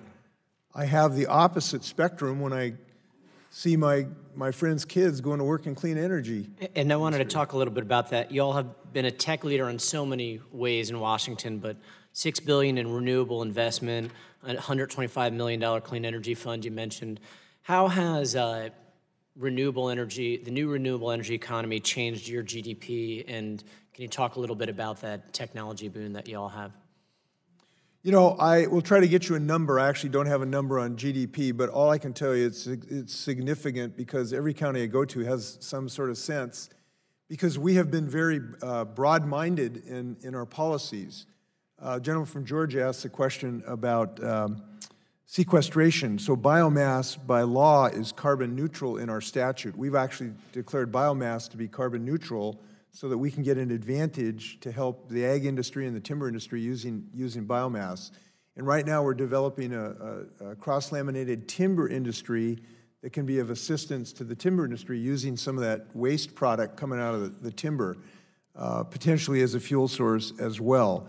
So the fact that we've been eclectic and non-judgmental, looking at all spectrum of jobs, has been very effective for us, and I hope the federal policy will follow. The gentleman yields back. The chair now recognizes the gentleman, excuse me, from South Carolina, Representative Duncan, for 5 minutes. Thank you, Mr. Chairman. I yield the gentleman from Illinois as much time as he may need. I thank my colleague and Governor again, welcome, and I do relish our friendship and the work we've done together and the battles we've had. I just wanted to make sure I had time to, because of other aspirations that you have, just put some facts on the table. President Bush got more votes in Nevada in 2004 than in 2000 after he approved the site selection. President Obama got fewer votes in Nevada in 2012 than in 2008 after he helped delay the licensing project. 9 of the 16 counties, I go to Nevada quite a bit, 9 of the 16 counties have passed resolutions in support of at least adjudicating the scientific study. As you know, the Nuclear Regulatory Commission was tasked under law to evaluate the site, and after litigation, they were finally allowed to release the report which said, if used as designed, Yucca Mountain would be safe for 1 million years. So where we're at in the process now is just providing the money to allow the state of Nevada to contest that science. And that's what's been blocked through the last 2 years of the Obama administration, and then we've even faltered because of politics. You know, last cycle was Dean Heller, and now it's we don't know. Point being is that this appropriation debate is just to debate the science, which, you know, this whole thing, and you stand firm on, you know, let's look at the science. So I would just hope, if things go well for you in the future, that we would have the same standard of evaluating and using science to determine the safety, so we can at least address this defense issue and the spent fuel issue. And you know, it's something I've been working on for many times. Let me go to, and that's, I just wanted to throw that out there. Let me mention some of the issues about, and we're going to have a panel of mayors in the next panel, and some are going to be all on board, and we've got 2 that will probably be skeptical of your testimony. But let me give you, I got a letter from Mayor William Westcott of the city of Rock Falls, Illinois. The city owns and operates its own electric utility, and it participates in the Illinois Municipal Electric Agency, a collection of nonprofit public power municipalities within the state. Mayor Westcott outlines the clean energy investments his city has made, but he also talks about the critical investments in base load power in the state-of-the-art coal-fired generation facilities, a 1.6 gigawatt Prairie State Energy campus. And this is where this is his warning to policymakers. He warns that if federal and state policies that force premature closure of the coal-fired units, his city would still have to purchase energy, but then he would also be burdened to make payments on the closed facility. So it's like a double whammy for a local municipality and a government agency to say, we're going to address our electricity generation needs by the elected people that they're designed to represent. Should policies be designed to ensure cities and ratepayers are not burdened with the stranded cost, and what would be a solution? Well, it's a broad question, but I think the solutions to these matters are, again, doing the kind of thing that we did in Centralia, which is to come up with a consensus-based approach to have a transition period that everyone can live with. And I think that process could be a template for other communities to be successful. And we have been successful in that regard. The policies that we have adopted in Washington State, I really don't think there's an argument has had any meaningful disruption to any communities or any utility or any ratepayer. We passed a renewable portfolio standard provision maybe a decade plus ago. We had 0 wind turbines or any significant wind turbines. We now have 6. But you have all that hydroelectric that was credited as renewable, correct? Well, actually it wasn't. So the hydro at that time was not, quote, credited as renewable. Because is it now? It's going to be under the new 100% system. My point is that during that debate, and I was active in it, it was an initiative to the people, and there was a lot of concern expressed by utilities and some industrial customers that this is just going to drive rates to the roof, and this was technologically not possible. We now have 3,000 megawatts. They're growing rapidly. We have $6 billion of investment. The proof has been that we are much more adept at creating substitutes for some of the fossil fuel industry than we have thought. Now, I'll mention one other thing, too, and I think this is important. When we listen to people about these issues, I think it's really important to listen to some of the new players in clean energy rather than the incumbent utilities that are huge and have representatives here. And those new players are pretty inspiring. A&D Electrical Supply in Greenville in Illinois, Cooper Eaton in Troy, who are installing solar, Lakeland College in Mattoon, Paradise Energy Solutions in Sullivan. These are small companies to start with. They don't have a lot of representatives here, but I think their voice is worth listening to because they have one. Huh? They have one representative here. All right. That's me. Good. All right. I'll agree with that. The gentleman yields back. The chair now recognizes the gentleman from California, Representative McNerney, for 5 minutes. Thank the chair. Welcome back, Governor. I hope you've noticed that there's been a change in the committee since you left, and that there's a general consensus that CO2 emissions are a problem. Like you, Governor, I'm bullish about the economic opportunity that comes with the transition to clean energy. I worked in the wind industry for 20+ years. I saw the job creation, but I also saw American developed technology and jobs go overseas because of inconsistent federal policies. Could you comment on the importance of consistent and predictable federal policies? Yeah, I think there are some importance. One of the things that perhaps be most useful is allow integration of our grid system. Also responding to our cybersecurity concerns about the grid, which we know we're all attentive to, but finding ways to make the grid more effective, to allow renewable energy to be wheeled, if you will, and moved most efficiently and effectively, that could be of assistance. Second, the thing I mentioned before, to remove the restrictions on states that are now preventing us from moving forward on transportation fuels improvements.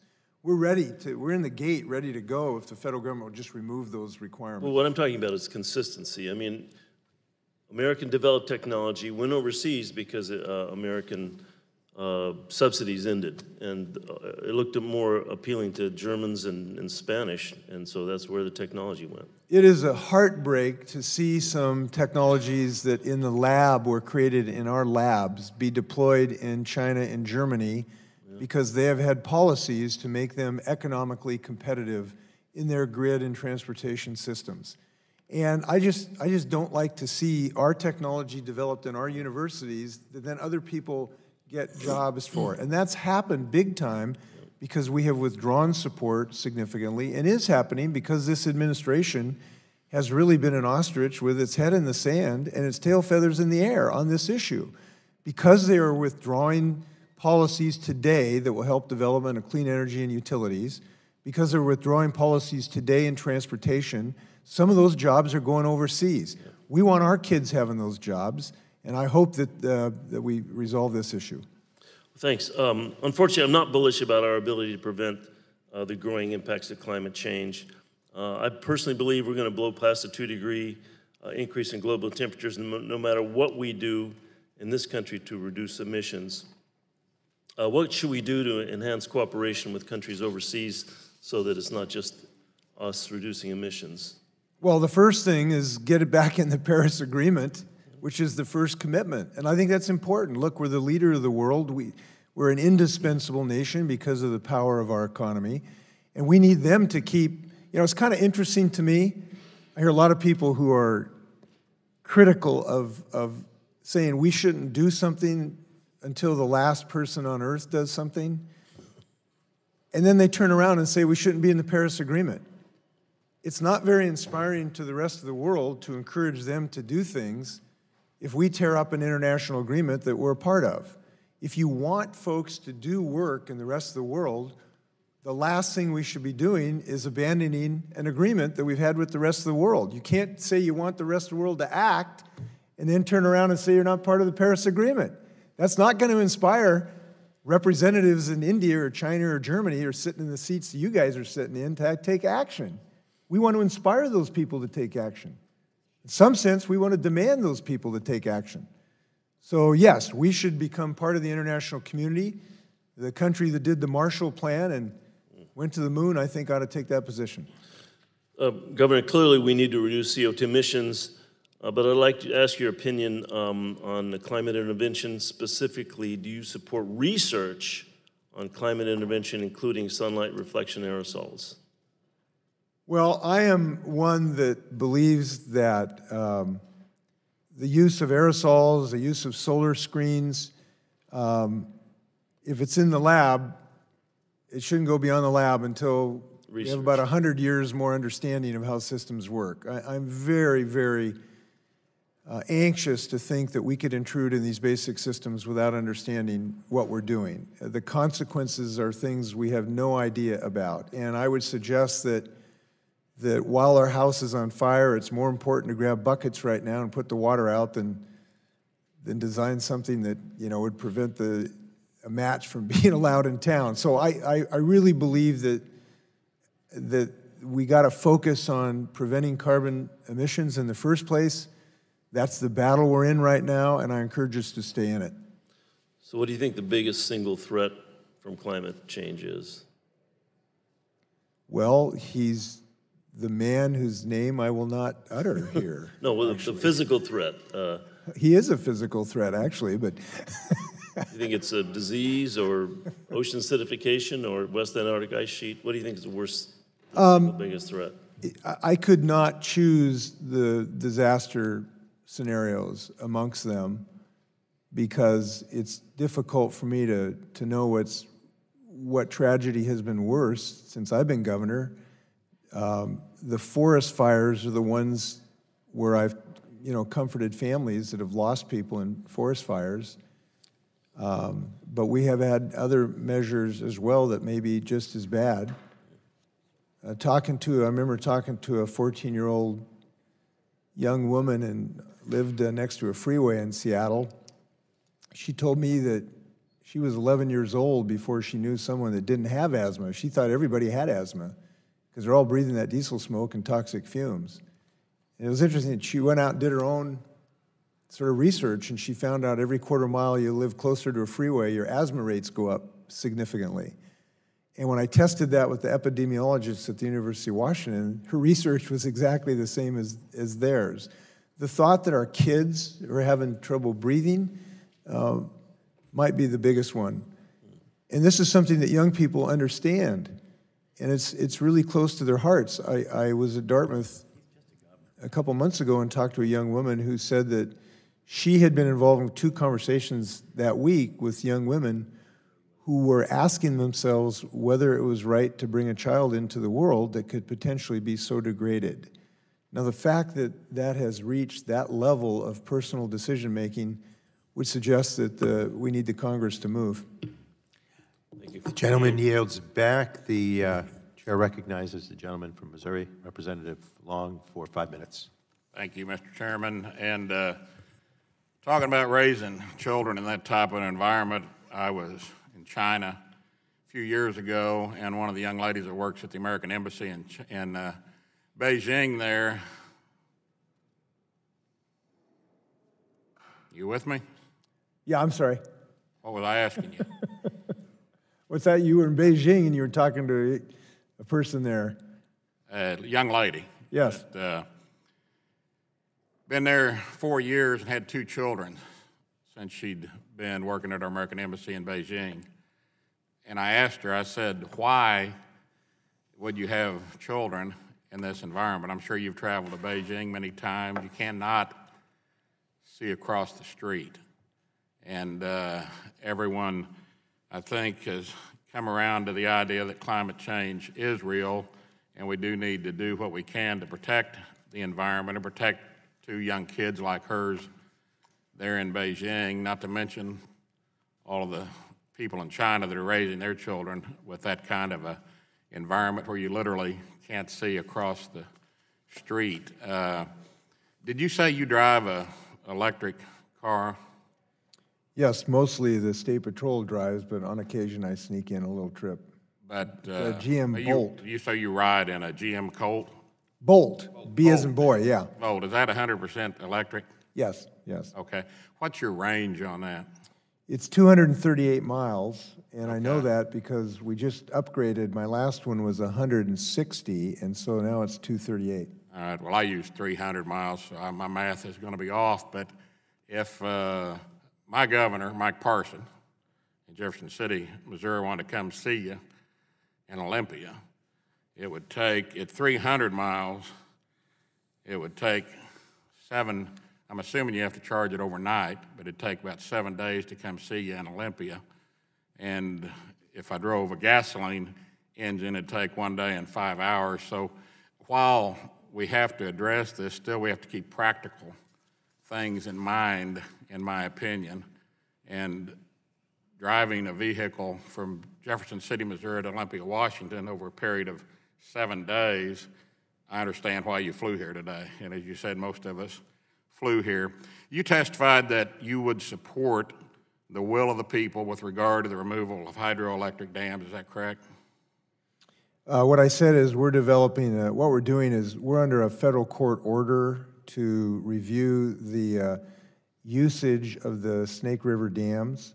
And as part of that process, we have just started a task force at my request, which is going to have citizens from across the state evaluate the pros and cons of potential removal and breaching of the dams. And that's a process that's just in its infancy, and this is in response to a federal court order to evaluate that. We have made some changes in the operations of the dams already to try to increase fish flows so more water's coming down so that the salmon have more survival. As you know, we have some endangered species in that river system, and we're trying to recover our orcas as well that are very much endangered. But you would support the will of the people in regard to that if they want to remove hydroelectric dams, correct? I would. That's what you're I'm sorry? I thought that's what you testified to earlier here. Well, we're not. There's no initiative where the will of the people are going to have any up or down vote. The will of the people will be expressed through our democratic process. If they did have an up or down vote on an issue, would you support the will of the people? Well, if it's the law of the state of Washington, of course I would respect the law of the state of Washington. But there is another entity involved, and that's the federal courts. And the federal courts now have ruled that we have an obligation to investigate the potential removal of the dams. That's a judicial decision, and we are bound by that judicial decision. We are also under a judicial decision to improve our culverts.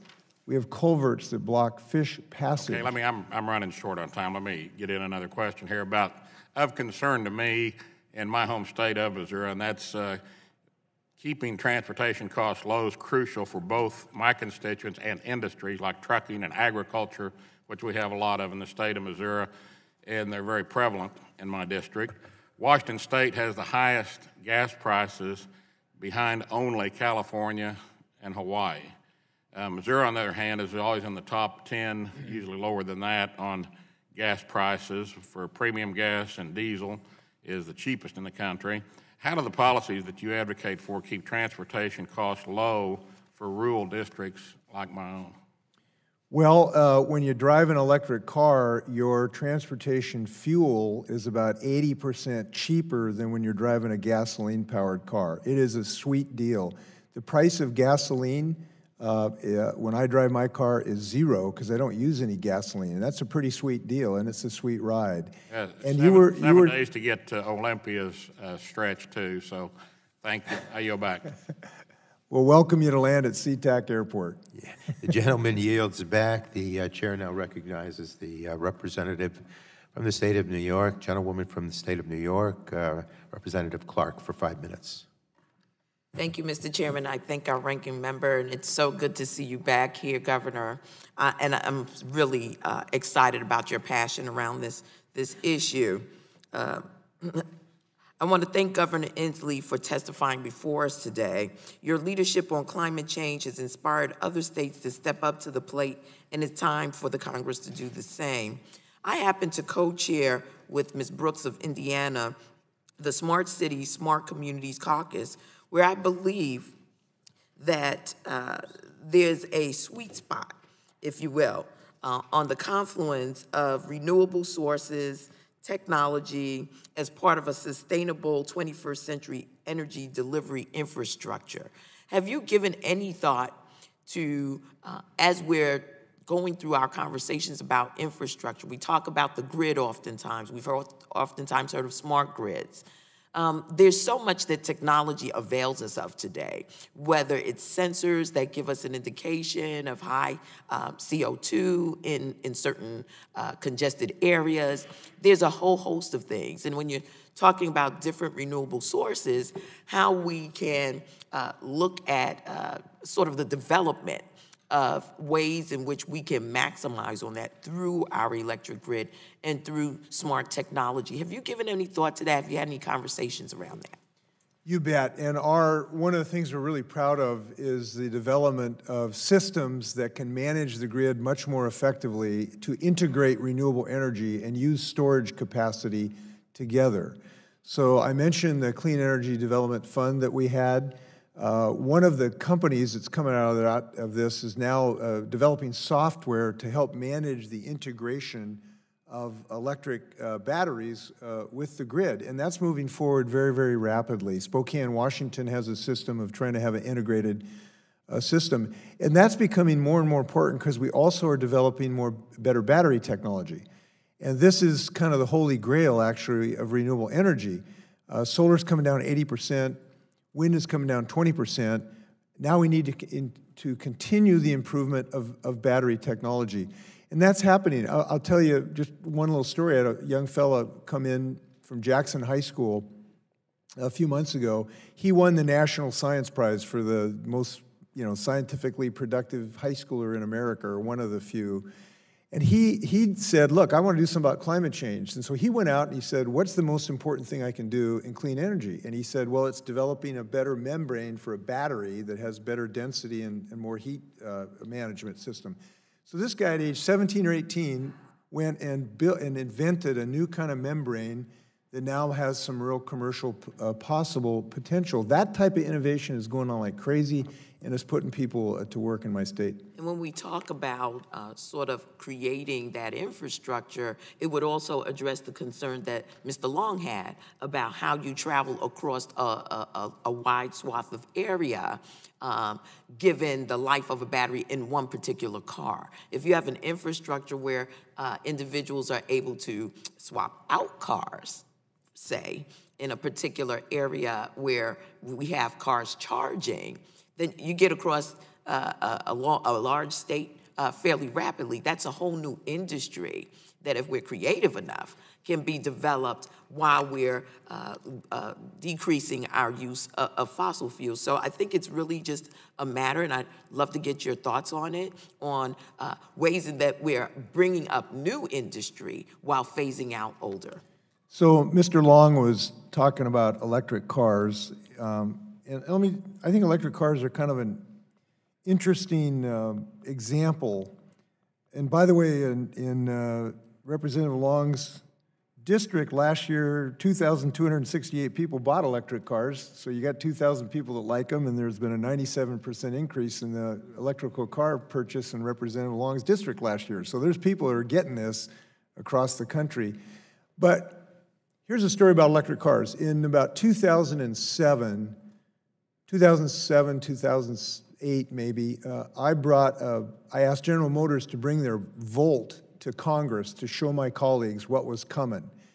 And when they brought it, we wheeled it off on the backside of the Longworth building. They brought it in a U-Haul truck because it didn't even have an engine in it.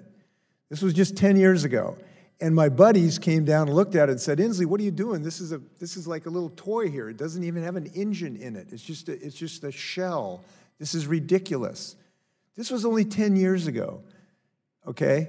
Now you got the governor of Washington driving one and thousands of people doing it. We're increasing, we're in the map to hit 500,000. So this is moving so fast in this technology. Today, when I bought the first Bolt, a year and a half ago, the range was 160. The second version is 238, okay, today. I don't know what it's gonna be a year from now, but it's going up. So we ought to be optimistic about this. And thank you, Mr. Inslee. My time is up, and I yield back to our chairman. General Thank lady, you so much. I look forward to further conversations with the you. gentlelady yields back. I'll remind all of us that the governor has a hard stop at noon, I believe, so if we can stay within that framework. The chair now recognizes the gentleman from Texas, Representative Flores, for 5 minutes. Thank you, Mr. Chairman, and I appreciate the governor being here for his testimony today. I want to say, Governor, there's one area where I totally agree with you. Well, let's say two areas. One is, like you've heard from most of the panel, we all agree that climate change is real. We all agree that man is having some impact on that. I also agree with you that we need to look at investment in R&D. R&D is where we develop the seed corn for the economy that's 10 to 20 years down the road. From a personal perspective, I am the largest residential producer of solar-generated electricity, solar power in Brazos County, Texas. I'm pleased with that. I did this 10 years ago when it was still expensive to do it. And I was just looking at my, my little app here, and it says I produced over 70% of my power for the last 7 days. I've also converted about 95% of my lighting to LED, so I put my money where my mouth is when it comes to trying to reduce my environmental footprint. I was going through your testimony, and in it, it says that you want to transform your electricity system over the next decade to phase out coal-fired power by 2025 and increase the amount of renewable energy resources like solar and wind by 2030, and you want to be 100% clean by 2045. Where will you get the baseload power to do that? Because solar and wind are intermittent. Where will you get your baseload power? Well, we have considerable different sources, and they all, when they can be integrated, they can become baseload power. And that's the great magic of storage systems that we're developing. So storage is part of the solution. Storage is part of the solution, big part. Come back to that in a minute. Also, one of the things, I want to go off on a tangent for a minute, and you hear you say that your bill is part of a package of legislation to leap further and faster into the clean energy economy. One of the things you said it includes is the use of cleaner transportation fuels. Can you elaborate on that for a minute? I imagine my friend Mr. Shimkus and I would be interested in that. We have a whole host of alternatives that provide us cleaner transportation systems. We have electric vehicles, which are much cleaner than fossil fuel burning vehicles. We have biofuels-driven vehicles where biofuels have a lower carbon footprint, many of the biofuels. Okay. We also have transportation systems, public transportation systems, that are extremely efficient in low-carbon transportation systems. And finding a way to use all or some of those are very effective ways. And trip reduction is an important low-carbon reduction opportunity as well that we're having a lot of success in. In terms of fuels, you're talking about biofuels as well. We'll drill into that offline somewhere. I'd like to get your ideas on what you think about biofuels. You also talk about having an acceleration of deployment of electric vehicles on your roads and electrification of passenger ferries. And you talk about putting you on track to reach a goal of 50,000 electric cars on the roads by the end of the year. How are you doing versus that goal of 50,000 electric cars? We're on track to our ultimate goal. And by the way, I forgot to mention, we hope to build the first electric ferries in what I believe will be the Western Hemisphere. We think that's both from a health and cost-effective policy.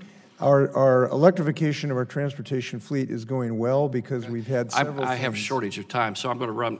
Mr. Chairman, if you don't mind, I'd like to request unanimous consent to introduce 4 exhibits into the record today. The first one is by the Institute for Energy Research. It's entitled China's New Environmental Problem Battery Disposal. The next one is by engineering.com. It says, will your electric cars save the world or Reckitt? The third one is by Amnesty International, where Amnesty challenges industry leaders to clean up their batteries. The fourth is the mounting solar panel waste problem. The challenge is that every time we try to come up with a new solution, that it creates an environmental problem, and I think we need to be responsible when we do that. Batteries and silicon have an environmental impact. We need to deal with that. In order to make lithium batteries, we also create slave labor problems in certain third world countries and also huge environmental problems. This all leads me to where I want to go, and that is we really want to have zero emissions, baseload capable power we need to look again at next generation nuclear. That is the key to having zero emissions. That's the clean to have baseload power. Solar panels can't do it without batteries. Wind can't do it without batteries. The only two sources that can do it are hydro and nuclear. Hydro seems to have its own set of environmental challenges these days. So I think we need to look at nuclear, Mr. Chairman. I haven't heard much about that in these conversations, and I hope that we do. I yield back. The gentleman yields back. The chair now recognizes the gentleman from California, Representative Ruiz, for 5 minutes. Thank you, Chairman. Governor Inslee, it's great to see you here today. It is good to see you back in the committee where you served, and thank you for coming to discuss local and state initiatives and policies to address the pressing issue of climate change. I represent California's 36th congressional district. A bit biased, I think it's the best district in our nation. It produces the most renewable energy on federal land in the country. We produce the most renewable energy on federal land in the entire United States. Last year, the city of Palm Springs, located in my congressional district, was designated as a Soul Smart Gold City by the National League of Cities for its effort to incentivize and use solar energy. In fact, many of the cities, including Palm Desert, Indio, Cathedral City, have put solar panels throughout their city halls, parking structures, and other facilities, even school districts. Rancho Mirage and Palm Desert have adopted solar ordinances for all new constructions, etc. So it's a very renewable energy friendly location, and I'm looking forward to see if there's any partnerships, communication structures, or anything that we could work together on. In addition, the San Gorgonio Pass, it's famous for its windmills, and the movies that you see of cars and motorcycles driving through the 10 is one of the windiest places in my district and California, and is home of nearly 2,000 wind turbines. Beautiful. And as you mentioned in your opening statement, the state of Washington is doing substantive work to promote renewable energy and strengthen our economy. Could you elaborate more on some of your successful renewable energy strategies you have implemented as governor, particularly in the solar and wind renewable energy industries? Yes, I talked a little bit about this, but we've had a spectacular success with our renewable portfolio standard. And I say spectacular because we went from zero, essentially zero commercial wind energy, 11, 12 years ago, to a $6 billion industry in our state. You think, I mean... How did you do that?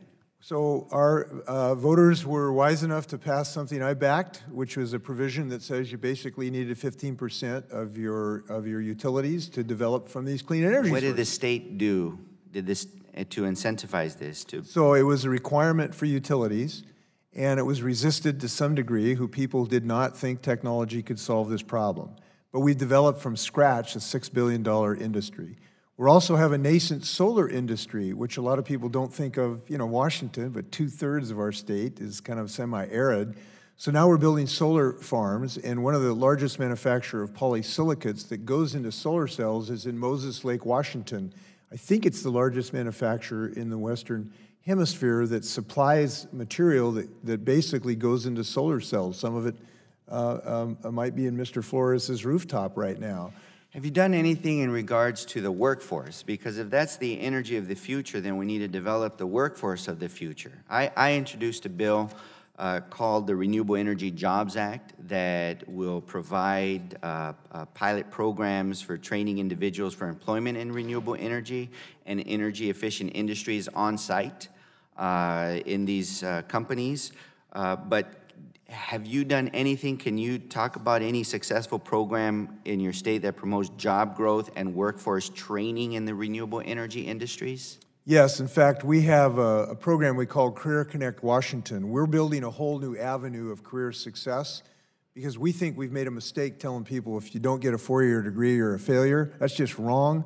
The most rapidly growing two jobs is solar installer and wind turbine technician, and those are good paying jobs right now. We want to make sure they are.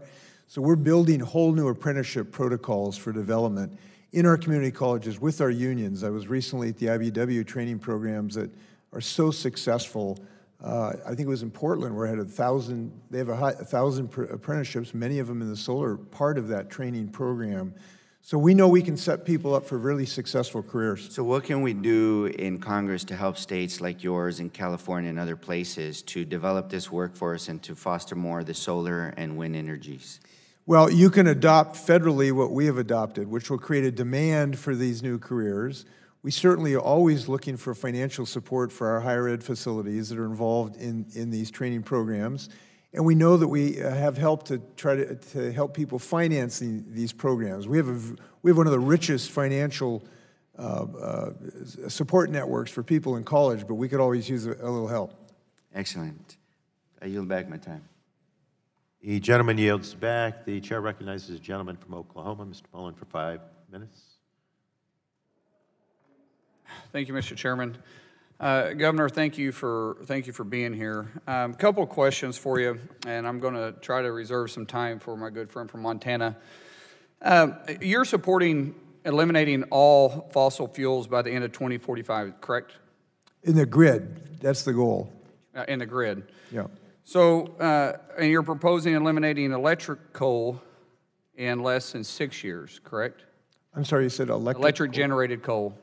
In our state, we're closing the remaining coal-fired plant. And you're replacing those with what? A whole host of different systems, including efficiency. It's one of the things we haven't mentioned here today. The first. No, what are you replacing it with? Efficiency, like solar power, hydro, public transportation, electric cars, biofuel, the whole mix.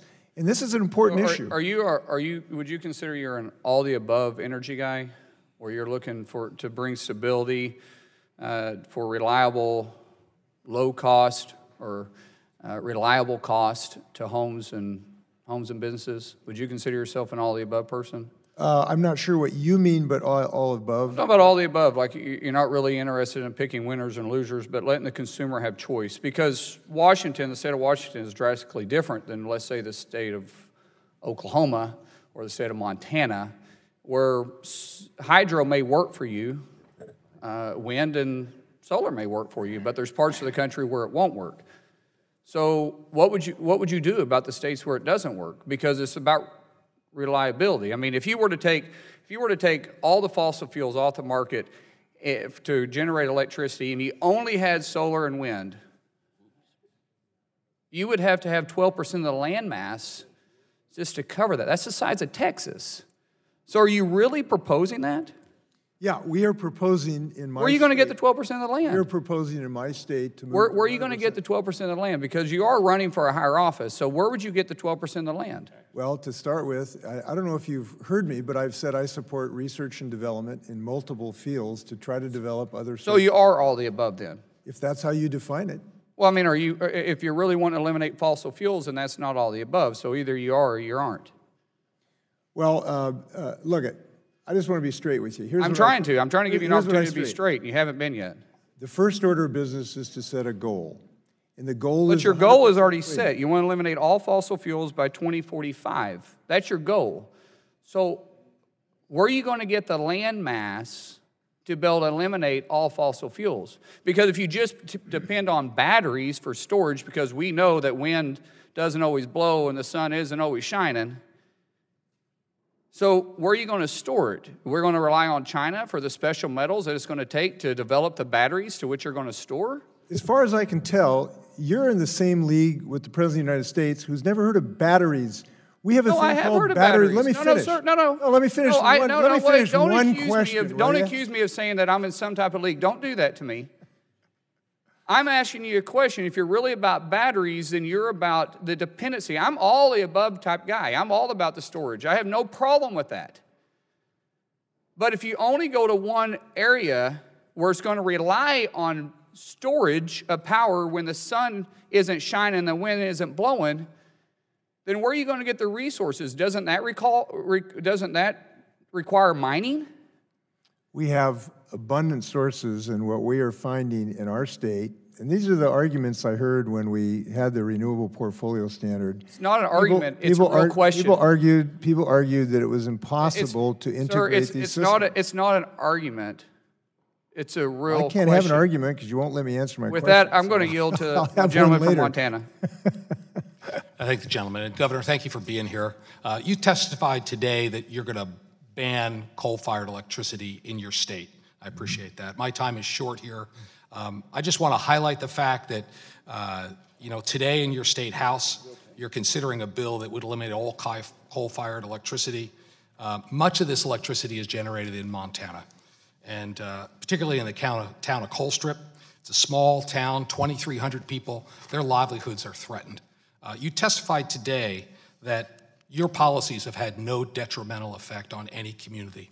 And Mr. Chairman, I'd like to enter into the record this report from, if there's no objection, June 2018, the economic impact of early retirement of Colstrip Units 3 and 4. That report by the University of Montana shows that Montana would lose over $5 billion in revenue. Montana would lose nearly 2/3, 3,300 jobs, and our population would go down by 7,000 people. And I would just offer that those are devastating impacts of your policy on Montana and our communities.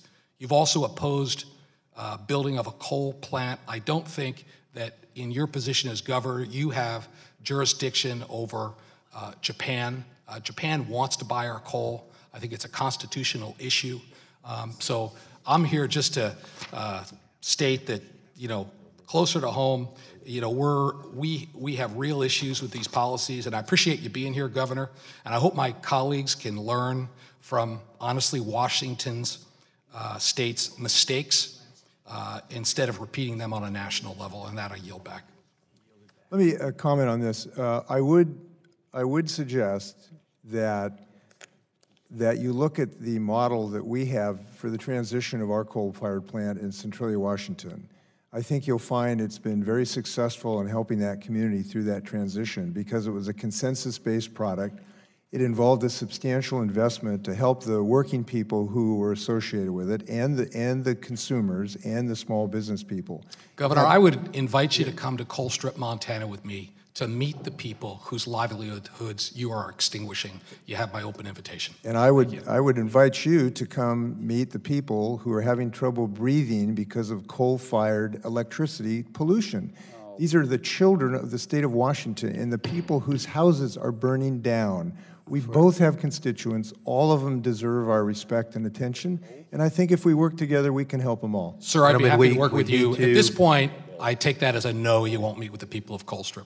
That's unfortunate. I'm happy to discuss this with you further. The gentleman yields. The chair now recognizes our last individual who asks questions here, and that will be Representative Schakowsky from the state of Illinois. Well, I am so happy to be with my former colleague and good friend, Governor Inslee, today. I wondered if you wanted to talk a little bit more. This is the basis, I think, of many of the debates. Are we sacrificing jobs and communities for what I see as an existential threat from global warming and problems? Is there a way for us to balance that? Well, I appreciate an opportunity to say that. The way I look at this is there's a greater risk that we will lose jobs because we're not capturing here and they go to China and Germany. These jobs are going to be created. We are going to create millions of jobs because we have no choice but to do so. We know that over the next several decades, we need to build a new clean energy system in the United States and worldwide. And so there's going to be millions of jobs in these industries. I want them to be in the United States and Washington State, not just China and Germany. And that's the central issue. We know that humans, I don't think, are consciously going to allow this place to become uninhabitable. I don't think we should. So this is a question of where the jobs are going to be created, not whether they are going to be created. And the central lesson I would share with you on my trip here is that they are being created when we have smart policies to build them. And the people that I know now working in these clean energy sources, some of whom are children of my friends of 60 years, is really exciting for me to see these new careers. You know, a young family, a widow, she lost her husband. I got to know this family well. Now their kid's working in the solar industry making polysilicate that goes into solar panels. The folks that used to be in the timber industry now doing biofuels in Grays Harbor. This is exciting when you get people to have new careers. And that's what this effort is about. And I'm just here saying we ought to have confidence to be able to do that. Now, I think it'll help when both parties propose solutions to actually do that. I look forward to that happy day when the spirit of Teddy Roosevelt is here on both sides. Thank you.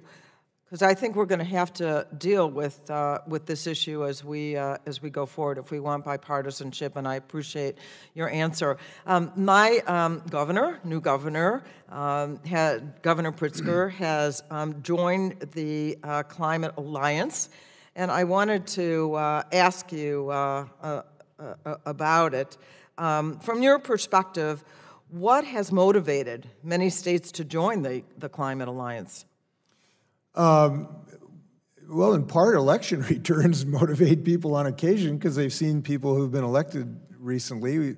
7 governors, new governors were elected on our side, and they all recognize the importance of acting on climate change. Your governor has joined the alliance and taken some actions on I believe it's a 25% move towards clean energy in the grid, I believe, if I'm not mistaken. We're looking at advances in wind and solar in Nevada and New Mexico. We're just looking at people seeing success. I think success is what has inspired people to move forward, and that's why I've come here in confidence. So is this a matter, this Climate Alliance, a matter of sharing information so that states can move forward without having to reinvent the wheel? So we formed the alliance for several reasons. One, to share information, share policy, share experiencing, share things that don't work so that we can learn from each other's mistakes, and that's been very successful. Second, it was formed to make sure that the rest of the world does not give up on the United States. We wanted the rest of the world that is moving forward to know that we are still moving forward in our country, and we are. This group represents over 60% of the economy of the United States. That has worked.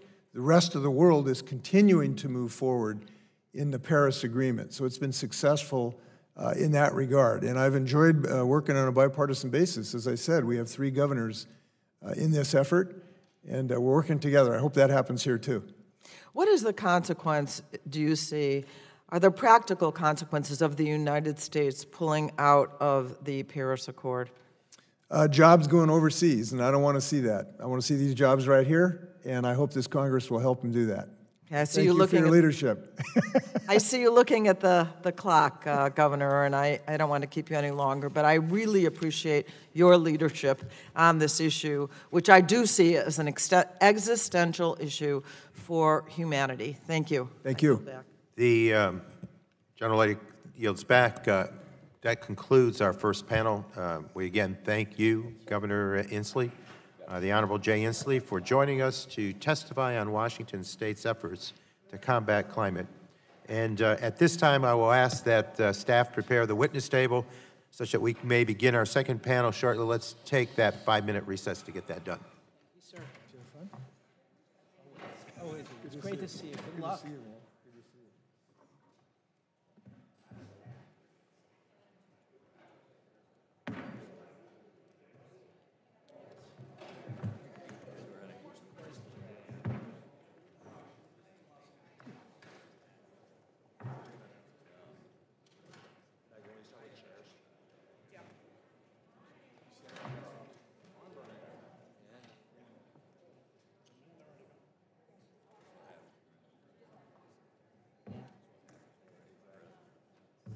Flores, Jerry Morales, Mayor of Midland, Texas. Hey, Jim, how are you? Good, good, yes. I wanted to say hello. Oh, doing great. Glad you're here. Yeah, thank you for the invitation. I just wanted to say thank you. Talk about some comments. Yeah, it's been pretty interesting thus far. Yeah. So, yeah, doing well. Thank you for serving and all you do. Oh, you bet.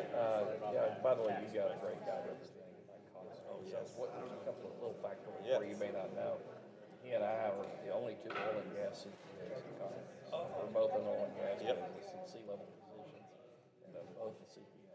interesting. Didn't know if you knew that. I did not know that. Yeah, he's a great congressman. He does well for our area. So, as usual. Thank you very much. It's an honor to be here. Thank you. You betcha.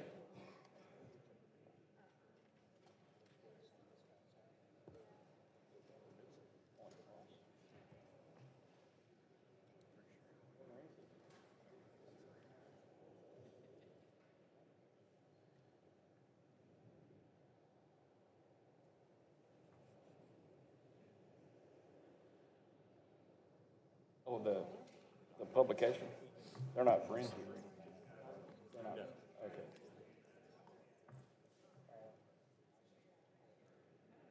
See what you come up with.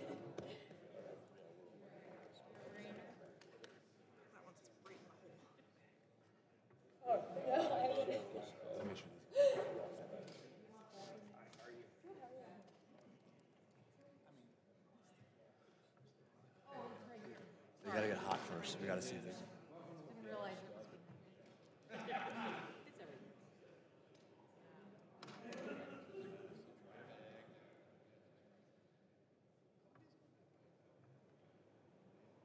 All right, sounds good.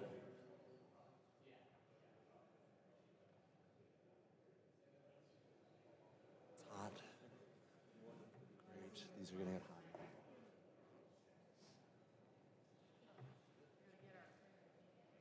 Test, test. This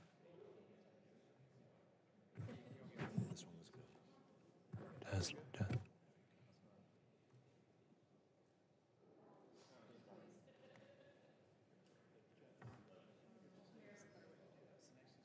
Yeah, put them on.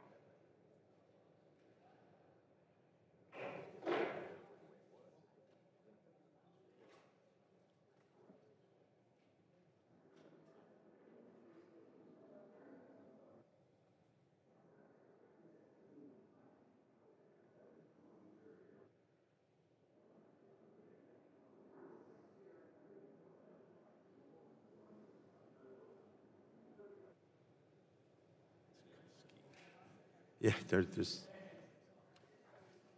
think he's still just working the audio. Don't worry. You're next. Okay.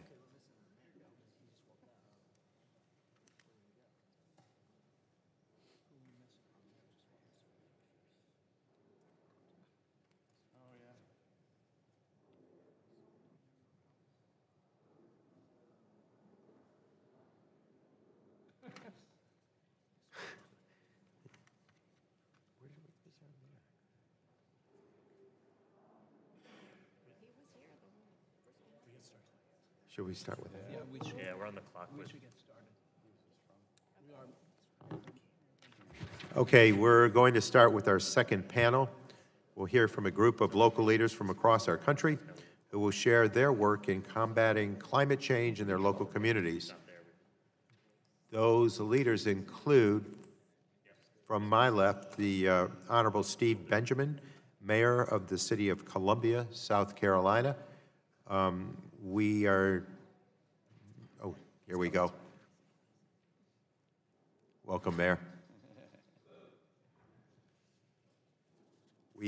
Next to him is our other mayor, the Honorable Jerry F. Morales, Mayor of the City of Midland, Texas.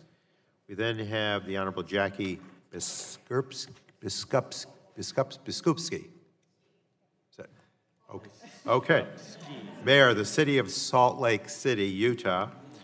The Honorable Daniel C. Camp, III, Chair of the Beaver County Board of Commissioners, Beaver County, Pennsylvania. And then we have the Honorable James Brainerd, Mayor of the City of Carmel, Indiana. We want to thank our witnesses for joining us today. We look forward to your testimony. We'll be recognizing each of you for 5 minutes. I will make the note that we'll recognize that Honorable Steve Benjamin needs to, he's got a hard time to leave, a hard 12:45 by which he needs to leave. We're welcoming him here, and he needs to get back to South Carolina for city business, so we'll try to do as much business here as possible. We'll begin with perhaps Mayor Benjamin first, and again, we welcome all of our panelists here. Mayor, the opportunity for you is to be recognized for 5 minutes now. Thank you, Mr. Chairman. Chairman Tonko, Ranking Member Shimkus, the members of the subcommittee, my friend Congressman Duncan from South Carolina. Thank you for allowing me to get in and get out of here. We believe in South Carolina also in government by ambush. So if I'm not at a city council meeting tonight, I don't know what happens. So I'm going to make sure I get back home. Thank you for this opportunity to testify before the subcommittee. Climate change is perhaps the biggest challenge we face as a nation, as a people, and I'm pleased that the subcommittee is holding this hearing. My name is Steve Benjamin. I serve as mayor of Columbia, South Carolina, the capital of our state, a thriving and diverse city, home to over 134,000 people and the hub of a metropolitan area of over 800,000 citizens. In addition to state government, Columbia hosts nearly 50,000 students attending the University of South Carolina, Columbia College, two historically black colleges, universities, Benedict College and Allen University. And we're also the proud home to Fort Jackson, the Army's largest training base in the country, which trains approximately 45,000 soldiers per year. For the past year, I've had the honor of representing my fellow mayors throughout the country as president of the United States Conference of Mayors. At the national level, I also serve as chairman of Municipal Bonds for America, co-chair of the Sierra Club's bipartisan Mayors for 100% Clean Energy Initiative, and as a past president of the African American Mayors Association. I've been fortunate to serve in these national leadership positions at a moment when mayors and local government officials have attained renewed prominence and have been widely recognized as being in the forefront of public policy innovation, including climate change. However, we cannot tackle this challenge alone. We need a strong federal partner, and I hope this hearing will be the first step in the development of a climate action program, one that recognizes and bolsters the efforts mayors and cities are taking to address this existential challenge. As with so much of what mayors and cities do, our leadership on climate change has been pragmatic. Mayors and cities, Republican, Democrats, Independents, have been pragmatic because we have no choice. Climate change is already impacting our communities and testing our infrastructure. We have acted because our constituents expect us to tackle challenges and fix problems while also delivering a balanced budget on time each year.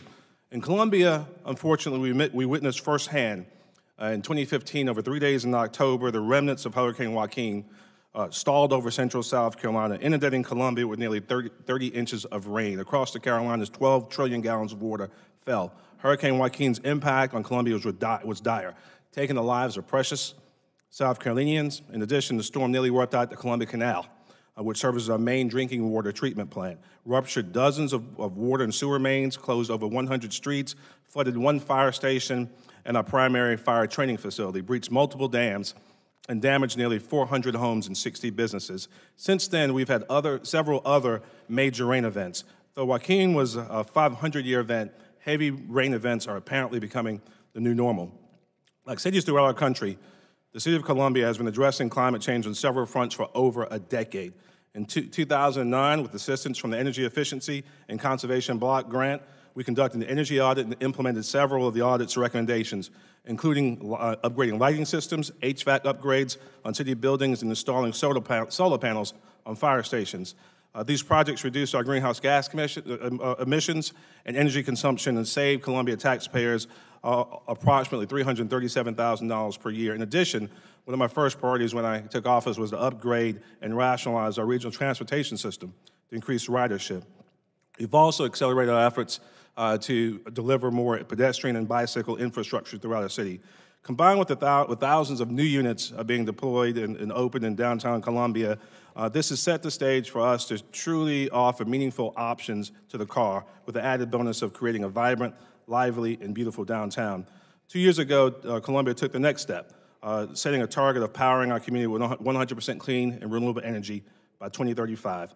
In addition to our climate change prevention efforts, we've been actively addressing mitigation. We bit the bullet and increased stormwater fees to fund a wide array of projects to improve our stormwater system using both gray and green infrastructure. We also issued our first ever green bond in December, allowing the city to finance upgrades and improvements to our stormwater system, earning the first climate bond initiative certification of a standalone stormwater project in the country. We worked hard in Columbia, as cities have throughout the country. But I'm here today to tell you that mayors and cities alone cannot tackle this challenge. We need a strong federal partner. I've attached to my testimony a 2007 open letter to presidential candidates signed by 100 mayors from across South Carolina, including my predecessor, calling for federal leadership on climate change. That letter's 12 years old, asking for a strong federal partner. Since then, the need for action has become that much more urgent.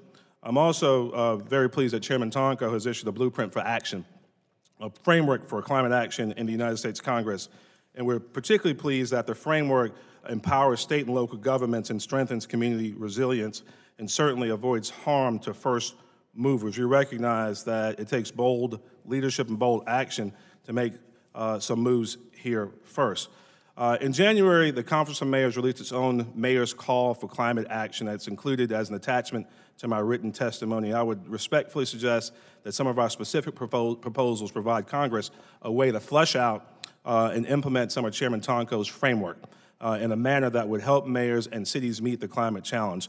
Many of these proposals could be implemented and produce results quickly while Congress debates a larger package or more comprehensive climate strategy that helps meet the needs of our respective communities all across the country.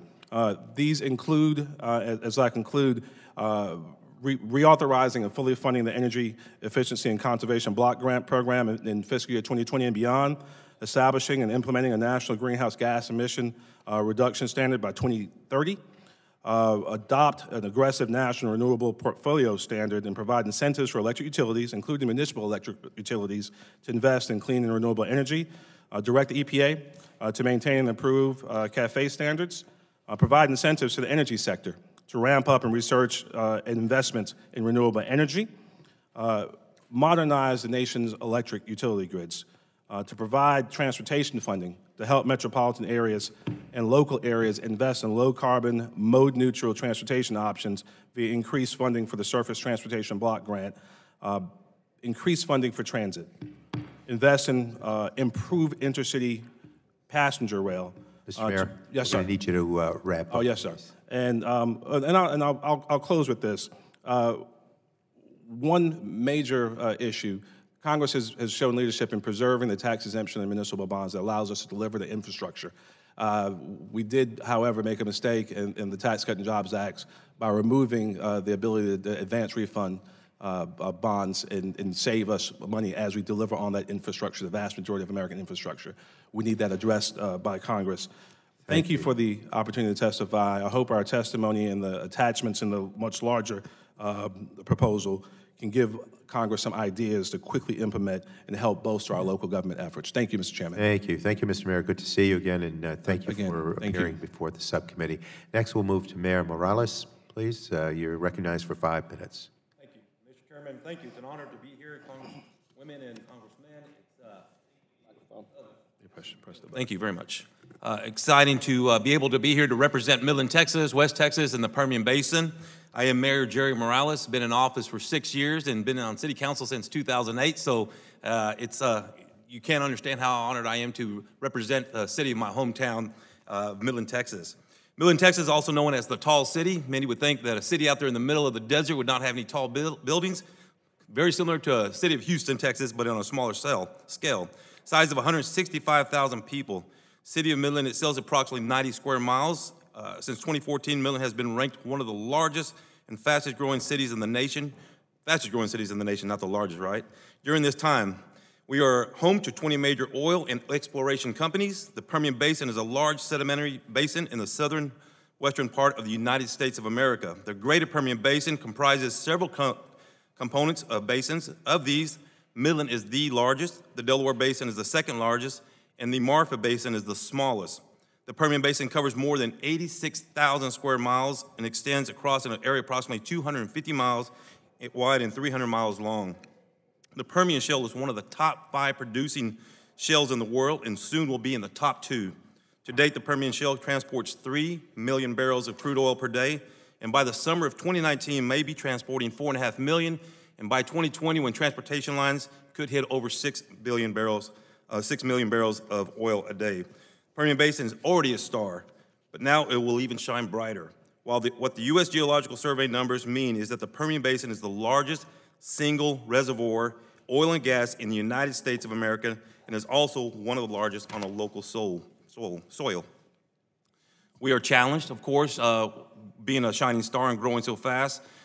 Today, one of the issues challenging Midland is 15,000 oil workers are lacking in our industry. In the last, Midland's unemployment rate for the last 6 years has been on an average of 1.9 to 2.55%, which makes this one of the lowest unemployments in the nation. Midland also has a housing crisis due to the influx of oil and gas family moving into the area. Our inventory as of today has less than 300 homes, where 2 years ago we had more than 3,000 homes. The Midland-Odessa area recently came out of a 7-year drought, and during that drought, Midland reduced its water consumption by 20%. We call it the blue gold. During that drought, and even today, the oil companies played a responsible part in retracting their need of water for production by going under the Ogallala reservoir and pulling the brackish water and repurposing it for their own industrial use. These oil companies are not allowed to use municipalities' water resources, and in the last 100 years, there have not been any incidents of earthquakes or tremors that have been associated with drilling activity in the Permian Basin. Air quality has always been maintained a good bill of health, probably due to our West Texas tornadic winds that we have out there, so it keeps it kind of fresh and clear. Property values have increased, sales tax receipts are at record highs, and businesses have seen 15 to 25% growth in their respective businesses. 2 years in a row, Midland has been ranked 3rd by the Smart Assets as the best city in the nation for living an American dream. The Permian Basin Board of Realtors reported that the average price for a home was sold more than $269,000, and Midland has a median income of $75,000. Mr. Sheffield, CEO of Pioneer Resource, stated that the sustainable operation could continue for a minimum of 10 to 15 years. With this recent announcement, Pioneer and the City of Midland entered into a public-private partnership where Pioneer will spend in excess of $130 million to rehabilitate the city's secondary and water treatment plant. The City of Midland will then sell this treated water back to Pioneer to be used for operational purposes. This partnership will save taxpayers money, ensure that Midland has treated water in case of another drought, and reduce truck traffic through transportation lines and for infrastructure uses. While methane emissions have been raised as concerns by detractors of the industry, the large majority of methane emissions from production of the Permian Basin centers around flaring necessitated by lack of takeaway capacity. However, there is an estimated 14 billion cubic feet per day of additional natural gas pipeline capacity that is scheduled to come online in the Permian Basin by the end of 2022, according to the Texans of Natural Gas. Once these pipelines are in place, even with increased production, methane emissions in the field will be greatly reduced. The entire Permian Basin is a region larger than the states of like Alabama. With such a large footprint, you can find diversity of people and communities. Some companies are also contracting with cities like Midland-Odessa to use their wastewater in these recycling processes. Even in the relatively sparse populated Permian Basin, there are concerns about protecting our native species and their habitats. Unprecedented efforts such as the range-wide plan for the lesser prairie chicken, which covers 5 states including Texas, New Mexico, Oklahoma, Kansas, and Colorado, as well as more localized conservation plans for species like the dune sagebrush lizard and the Texas hornshell mussel.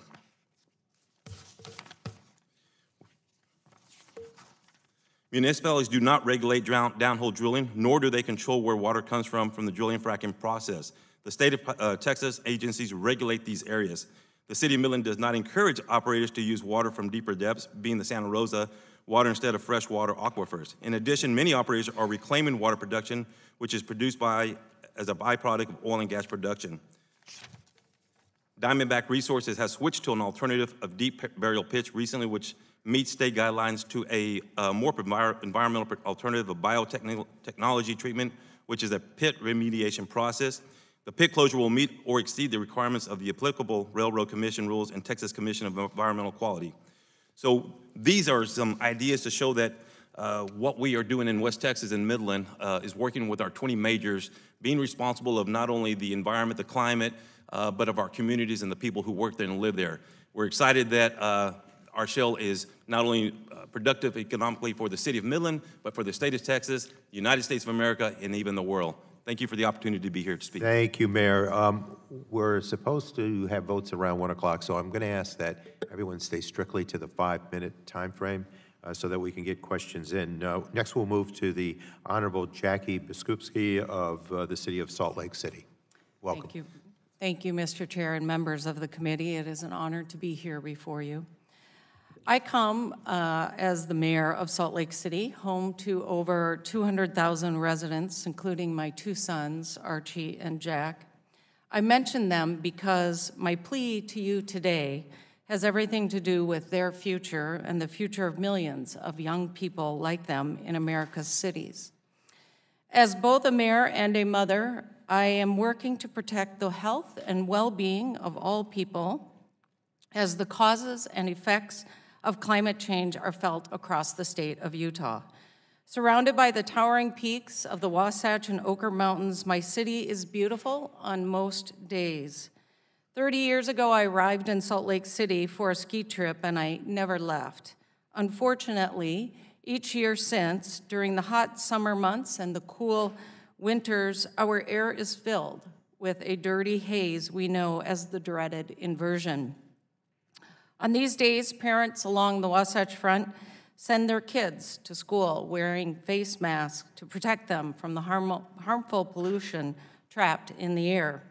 This pollution, almost half of which is caused by vehicle emissions, impacts our quality of life almost daily and is contributing to the long-term effects of climate change, such as wildfires and droughts. Some of you may know of Salt Lake City as the winter sports paradise. As the host city of the 2002 Winter Olympic and Paralympic Games, and now the USOC's choice to host a future Winter Games, Salt Lake City is, without question, the U.S. capital of winter sports. This distinction helps drive nearly $1.3 billion to our state's economy. Our water and winter sports industry are partners in driving thousands of jobs, driving tourism and businesses into the region. So you can imagine how alarmed we are when reports indicate we have lost 5 weeks of snowpack just in the last 20 years. Surface water, such as snow, also makes up the vast majority of our drinking water. And although Salt Lake City population is just over 200,000 people, the city provides water to more than 1 million people in our valley. With every degree of warming we experience, we estimate nearly a 4% decrease in overall water volume emanating from the streams and creeks in the Wasatch Mountains. As one of the fastest growing regions in the nation, we cannot afford to lose more of our snow. Yes, we have had a good winter this year, but we are still recovering from a 30-year low in 2018 and many years of drought.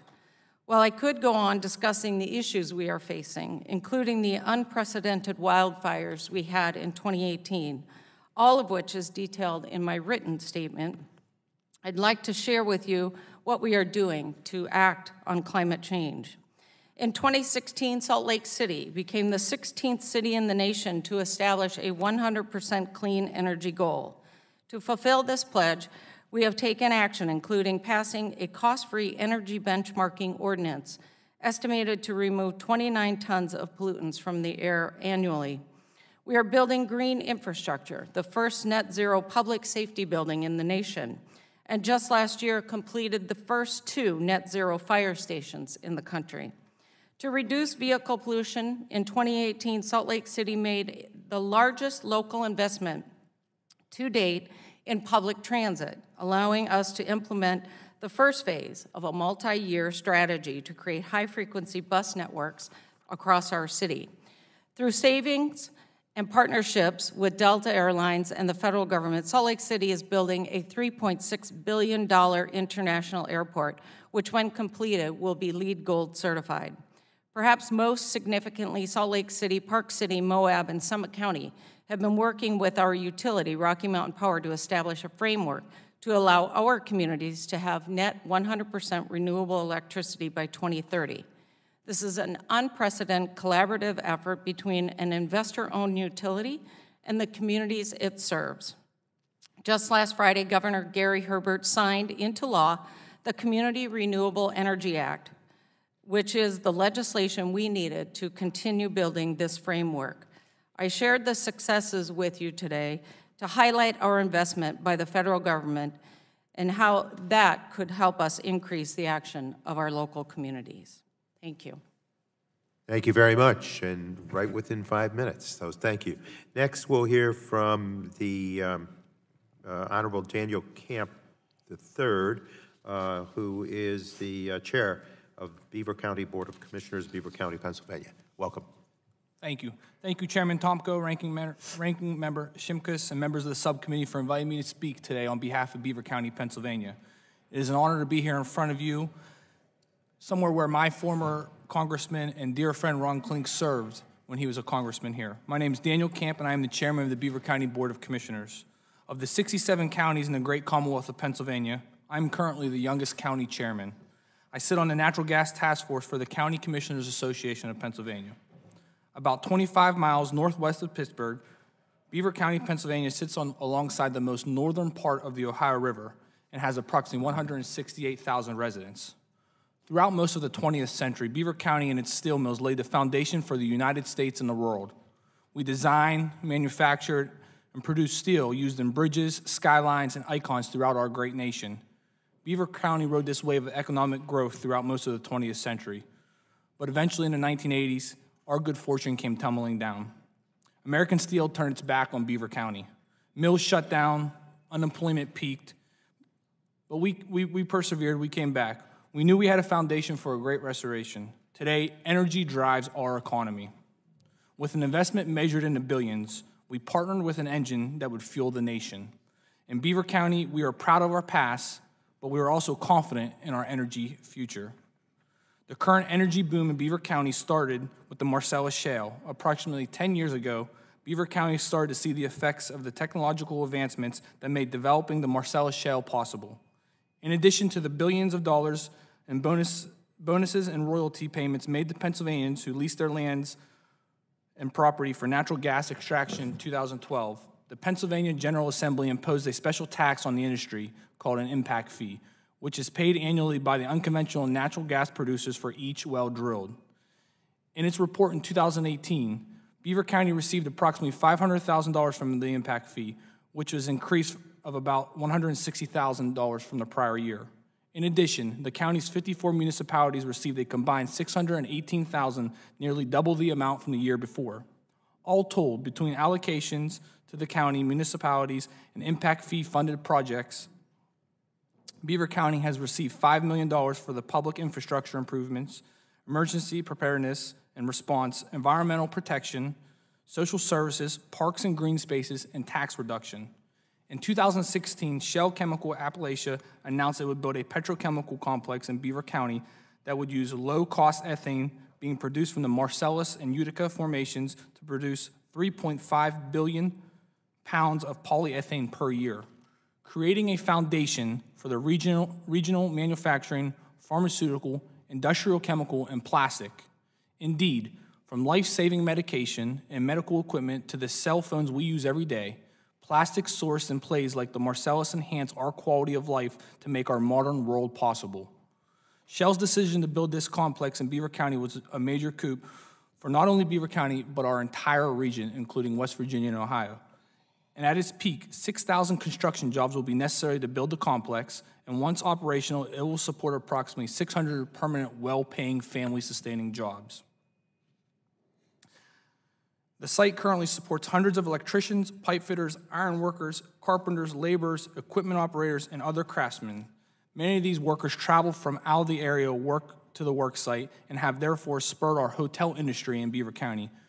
We now have 33 hotels in the county when 10 years ago we had 4, many of which were built as a direct result of the influx of these workers who now spend their entertainment dollars locally, eat at local establishments, and otherwise have helped to revitalize local businesses. Infrastructure has also improved in and around the construction site. New roads and repaving of existing roads directly from the cracker plant. An improved interchange in the Interstate 376 was built to handle the additional traffic in the area. And additionally, a new water intake system was built for the local municipalities because the plant was built where their water intake system was previously located. Once the plant is operational, we anticipate additional growth in the manufacturing sector as our region becomes attractive for companies seeking to locate in close proximity to the abundant amount of supply of polyethylene produced in Beaver County. In turn, we hope to see the expansion of the professional services and that support as well, such as engineering and architecture. Beaver County has tremendous potential, and that potential stems in large part from the economic opportunity Marcellus Shale presents. Without a doubt, our modern world is built on energy, and our future hinges on the ability to leverage our domestic energy resources to fuel our economy, grow manufacturing, employ America's labor workforce, and continue to propel our county forward as a global leader. I am proud to represent a county that is integral to making this future possible. As you deliberate your policy changes, I am here to ask you to consider the monumental impact American shale gas development has had on our country and support this economic driver as vital to our shared future. In closing, I would like to thank you for this opportunity you have given me to come before you and speak today. Thank you, Honorable Daniel Camp. And finally, we'll hear from the Honorable James Brainerd, who is Mayor of the City of Carmel, Indiana. Welcome. Thank you, Mr. Chairman, members of the subcommittee. Carmel is a city of about 100,000 people on the northern edge of Indianapolis. Has gone through tremendous transformation during the last few decades.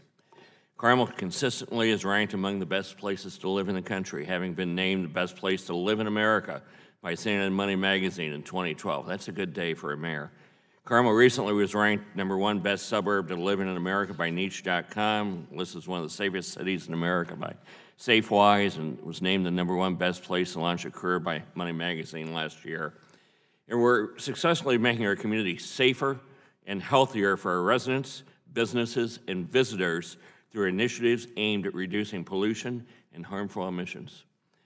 I've also shared our initiatives and the importance of building a resilient city more broadly, speaking to India in 2015 as part of a U.S. State Department initiative on climate change, and in Germany in 2015 as part of the German-American Institute discussing climate change mitigation and city management. I've also shown my support here nationally as one of the original signers of the Conference of Mayors Climate Protection Agreement, and ultimately, over 1,200 mayors from both parties throughout the United States signed into the agreement and pledged local efforts to help achieve greater reduction of harmful emissions. I've co-chaired the Conference of Mayors Energy Independence and Climate Protection Task Force. I've also learned a great deal as one of the few Republican members of President Obama's Task Force on Climate Preparedness and Resilience. All of these have been experiences that have broadened my perspective and understanding of the issues that we're facing. It's our job to find the best solutions that will yield the best results. More locally, for me, farms just outside of Carmel and throughout the state of Indiana have felt the impact of climate change. Purdue University's Climate Change Research Center released a report last year detailing the negative impact today's climate is having on our agriculture, including declining yields, a change in which crops will grow in the state, increased risk of heat stress to livestock, and the decreased quality of soils in general, which could impact food security for all of us. I'm often asked by younger Republicans and students, why as a Republican I'm strongly advocating for conservation and environmental initiatives. I remind them that the root of the word conservative is to conserve, and that many environmental initiatives have been initiated and implemented by Republicans. It was Teddy Roosevelt who preserved 230 million acres of wilderness and established 5 national parks, created the U.S. Forest Service. It was Richard Nixon, Republican, who signed into the National Environmental Policy Act, the Marine Mammal Protection Act, the Environmental Pesticide Control Act, and the Endangered Species Act, which along with banning DDT helped rescue the American bald eagle. It was Indiana's own William Ruckelshaus, a Republican, who was first head of the Environmental Protection Agency. It was Ronald Reagan, of course, a Republican, who enacted the Coastal Barrier Resource Act and the Water Resources Development Act. It was President George H. Bush, a Republican, who signed on to the Global Change Research Act in 1990, which requires that every 4 years an assessment of the findings be made and reported. I often tell our young Republicans that improving the environment doesn't have to take the form of regulations that hurt businesses or our economy. We need to search for answers that help our environment while presenting opportunities to encourage thousands of new green jobs that save energy or make renewable energy. We should be researching and developing products and technology that the citizens of this country and the rest of the world are demanding. And that's why I'm here today, though, to report on how communities such as Carmel are working to become as resilient as possible while dealing with the impact of poor air quality. For our cities, this is about the need to address global warming's impact on our stormwater, our utility systems, and other city services, including our emergency responses in the event of tornadoes, hurricanes, and other disasters. It's about developing better codes. So some of the things we've done in Carmel, we've placed 122 of our signalized intersections with roundabouts. Not only do we get an 80% increase, or decrease rather, in injury accidents, last year our city engineer estimated we saved about 28,000 tons of carbon. We're using city design principles to build a more walkable city. We do mixed-use zoning so that when people do have to make car trips, they're shorter trips. We've installed more than 200 miles of trails and paths. Since 2005, we required alternative fuel vehicles be purchased by city departments when available. This month, our police department announced that we're switching to 130 car fleet of renewables. I've got a little bit more, so I'm going to switch to the ask here, as I see I have only a few seconds left. We all know about revenue sharing and how it was a Nixon program, a Republican program. CDBG grant was a great example, program from the 1970s that's still around. We worked hard at the Conference of Mayors with you and with this committee to get the Energy Efficiency and Environmental Block Grant Program authorized. It was funded during the stimulus for the first time. We're asking that you do that again. It's a big country. All the cities have different needs. It's a great way to partner with the federal government, but yet with local decision-making, using that money where it can be best utilized for our citizens. We ask that you consider that. Thank you. Thank you. Thank you very much. We have now concluded witness opening statements for our second panel. We'll now move to member questions. I recognize myself for 5 minutes for questions, and I thank all of our mayors and the chair of the County Board of Commissioners for joining us and sharing their perspectives today. You most likely heard me ask our previous panel or guest, Governor Inslee, about what Congress can learn from your experiences as leaders. And I'm guessing your community was not as active doing this sort of clean energy or resilience work a decade ago. Why do you think that things have changed so much? Mayor? So, Allen, Permian Basin, Midland, Texas, Odessa, Texas, our sister city. What we've learned from these oil and gas companies, which makes up probably about 90% of our industry out there, is technology. Technology, following these companies, seeing how they're advancing, how they are getting more efficient, has allowed them, yes. Yeah, no, I just want you to just give me a quick answer here because technology. Okay. Mayor Biskupski.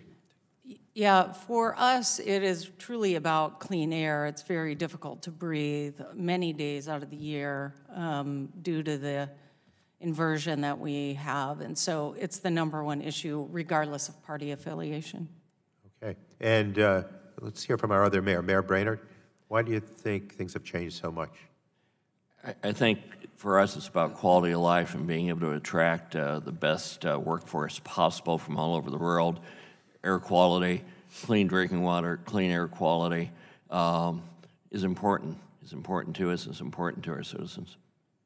In my opening statement, I stressed the need to empower local governments. Federal resources and technical assistance are important, but I believe we also need to include an appropriate level of flexibility.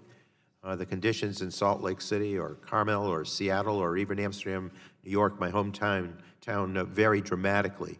Does anyone have thoughts on the types of programs that offer the flexibility that local officials, our mayors, need to address their local conditions? Mr. Chairman, if I may go back to what I said at the end of my comments, the Energy and Environmental Block Grant program is a wonderful idea.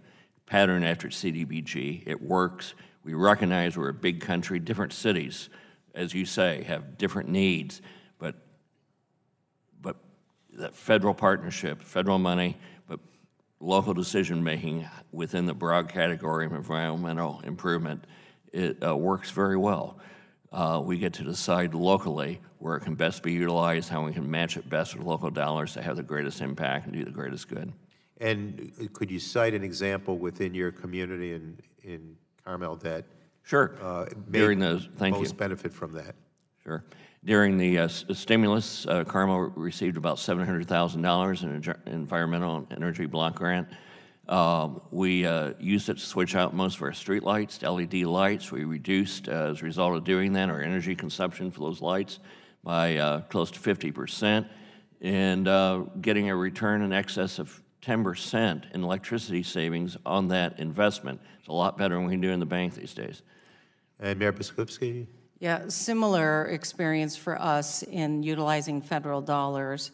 I will add, though, that in the long term, it would be very helpful if there was a bipartisan legislative act that was passed. So if you, in long term, do Energy Innovation and Carbon Dividend Act and you pass that, that's a long-term solution that would be very helpful and would create about 2.1 million new jobs and reduce our emissions by 40% in this country. Short term, though, I think the Energy Efficiency and Conservation Grant has been very helpful and should be renewed. The EPA Targeted Airshed Grant, Department of Energy Solar Cities Grant, or the Congestion Mitigation and Air Quality Improvement Program, all of which have helped our cities across this country. In terms of the energy efficiency improvements, what would you cite in terms of gains that you made with some of those programs that you just mentioned? Yeah, so on energy efficiency, we're shoring up opportunities with our buildings and our property owners. So what we are doing now is benchmarking, and that provides real transparency for property owners to see how they are measuring up in contributing to our air quality problem. And that tool in and of itself has been very helpful in showing to our property owners what is happening with their buildings and what they can do and how they can partner with our public utilities opportunities and the grants that they provide, and then also pull down some matching dollars. Thank you. The chair now recognizes Mr. Shimkus, our Republican leader for the subcommittee, for 5 minutes. Thank you, Mr. Chairman. Again, we appreciate you all being here. And everybody wants their children or grandchildren to live in a community in which they have opportunities to grow. So I was touched by Archie and Jack and that focus. Yeah. But I want to ask Mayor Morales and Commissioner Camp, would Archie and Jack, are they better off now in your communities because of oil and gas development from the aspect of health, interactions, education, and future job opportunities? And can you give me some examples of that?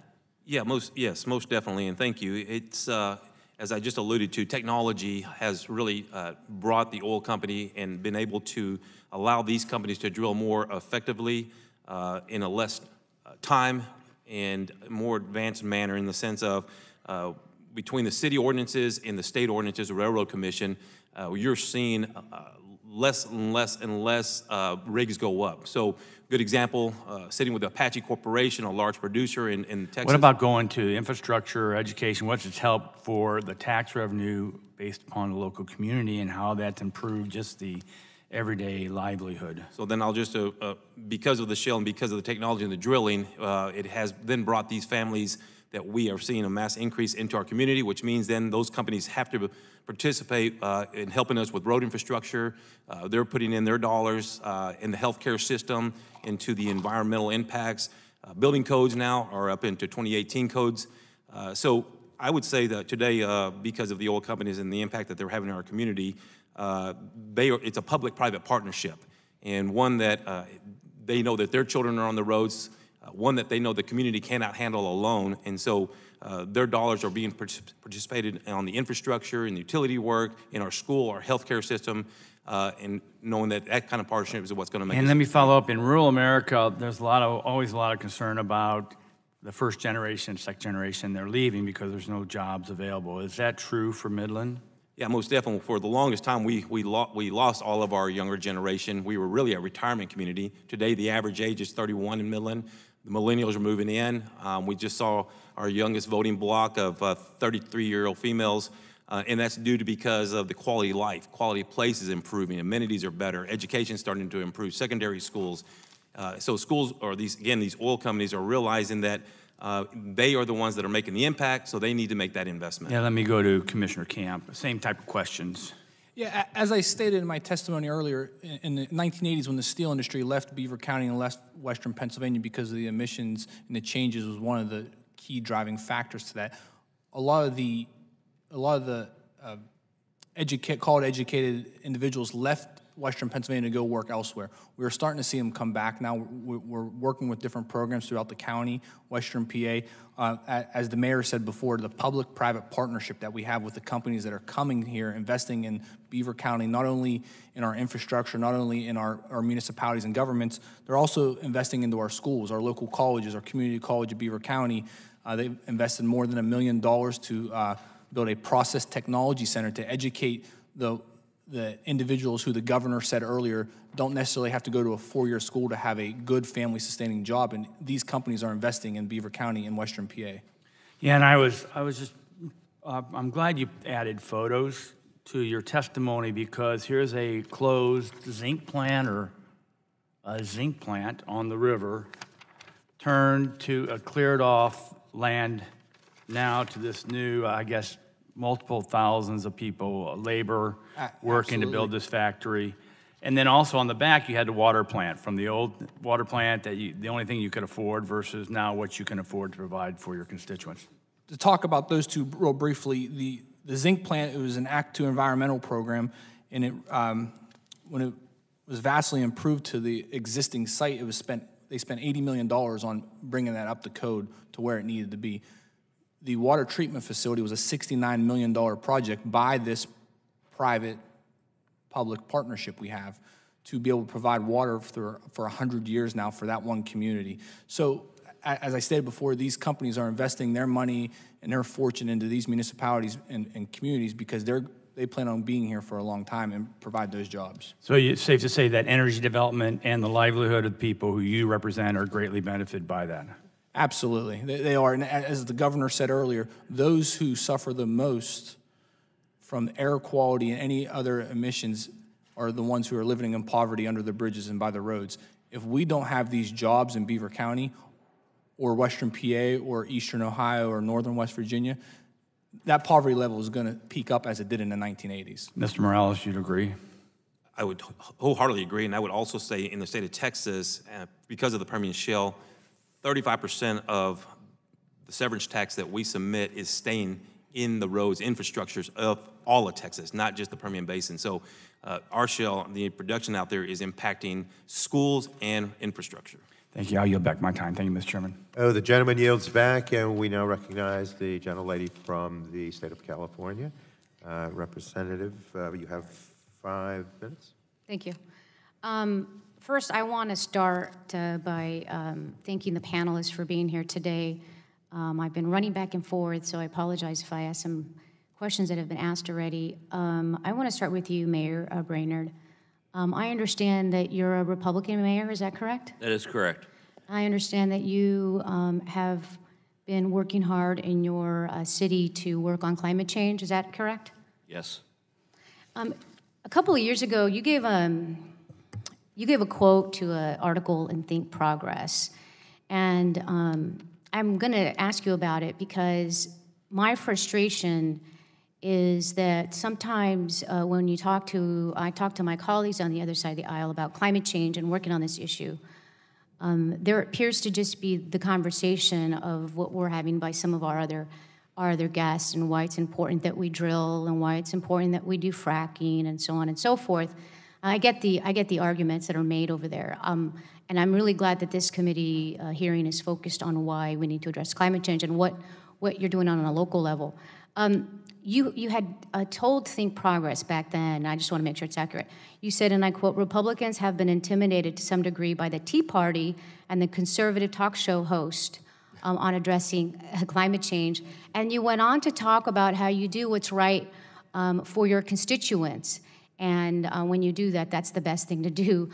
Do you stand by that comment? Only because I'm curious. I would love to just hear. Do you stand by that comment? Yeah, I do. I think that a lot of these radio shows on, they have particular political persuasion. Some are liberal, some are conservative, but those commentators are sometimes out to make money and get listenership, and not always focused on finding solutions. Mm-hmm. And I'm frustrated with that, as I think a lot of us are. I think that, mayors don't have the leisure of having the sort of partisan politics that maybe those in state capitals or maybe those here in Washington do. We see our constituents in the grocery stores and the barber shops and on the street every day, and they don't care about partisan politics very much. They care about making sure the services that they're paying local taxes for are done. They care about the quality of life for their communities. They care about the future of their children. They care about the schools and the library systems. And they care about safe drinking water and clean air and what the world's going to be like for their descendants. I think being a mayor is probably one of the least partisan offices you can hold in the United States. We are kind of a joke at the Conference of Mayors.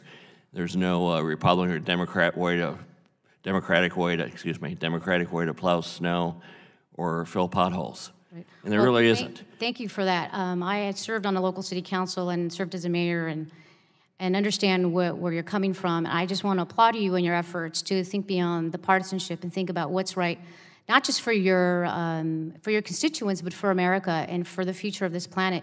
I have a mayor that's not in my district, but somebody who I work very closely with. He's the mayor of Lancaster in California. His name is Rex Paris, Republican. And people tell me, they're like, what are you doing? He's a conservative, he's a Republican. I said, you know what? He cares about climate change. He's acting on climate change. And I think that I applaud, because we need to make sure to come together. This should not be a partisan issue at all. This really is about the future of our children, their health, and the impacts. Some of the things they're doing down in Lancaster, I just want to highlight, because when I was on the city council, we actually went down to Lancaster to see what they were doing there, to figure out how can we do this in our own community. They have achieved their net zero energy status in 2016, which they define as producing more energy from sun or wind than they use. They have all electric buses in Lancaster. They make sure that every new home built is solar powered and affordable at that. It's the first city to require actually solar panels on every home. Now, I realize that different parts of the country are a little different, and maybe you can't get the same type of result that you would get in sunny California. But what I wanted just to highlight was that, one, it was great to see you here, and great to see your testimony here. And maybe in my final seconds, can you maybe highlight or give us an idea of a couple of things maybe you have done that you think Congress should consider in doing the same on our level so we can help address the climate change issue?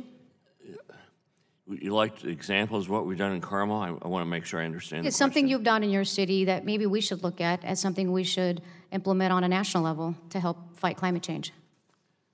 Well, I think there are great opportunities through the Highway Trust Fund, which funds local highway projects, to toughen up on how we design our cities. We've designed our cities in the United States so that the average person, including all the people that don't drive in big cities on the East Coast and Chicago, we've designed our cities so the average driver is spending 2 hours a day in their car. We can do better than that. And since so much of the money for building that highway system comes from the Highway Trust Fund, having a little stronger requirements that encourage better city design can make a big difference to those auto emissions that cause such a problem, for instance, in Salt Lake City. We've done that in Carmel. We have designed our center core with our runabouts, other traffic innovations, so that the average commute in our city is 4 or 5 minutes, not 2 hours a day.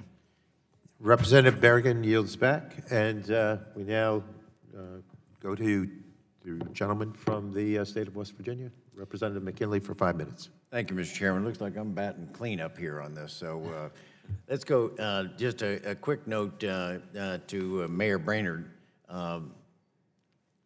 50 years ago, I graduated from Purdue. So I want to give a shout out to your Ryan Klein that got us an opportunity. That kid just shut the lights out that night. And He did, didn't he? I'm a Butler graduate, but we still like Purdue. You still have a chance for education. That's right. So the other, I want to go to camp because there's a concern I've had, and many of us are watching many of our political figures hiding behind climate change as an excuse to push an ideology. So, Commissioner Camp, let me point out some examples on it. Under the Commerce Clause, there are numerous challenges now around the country about this, because you just heard, you maybe heard Governor Inslee trying to prevent coal from being exported across the United States to be exported.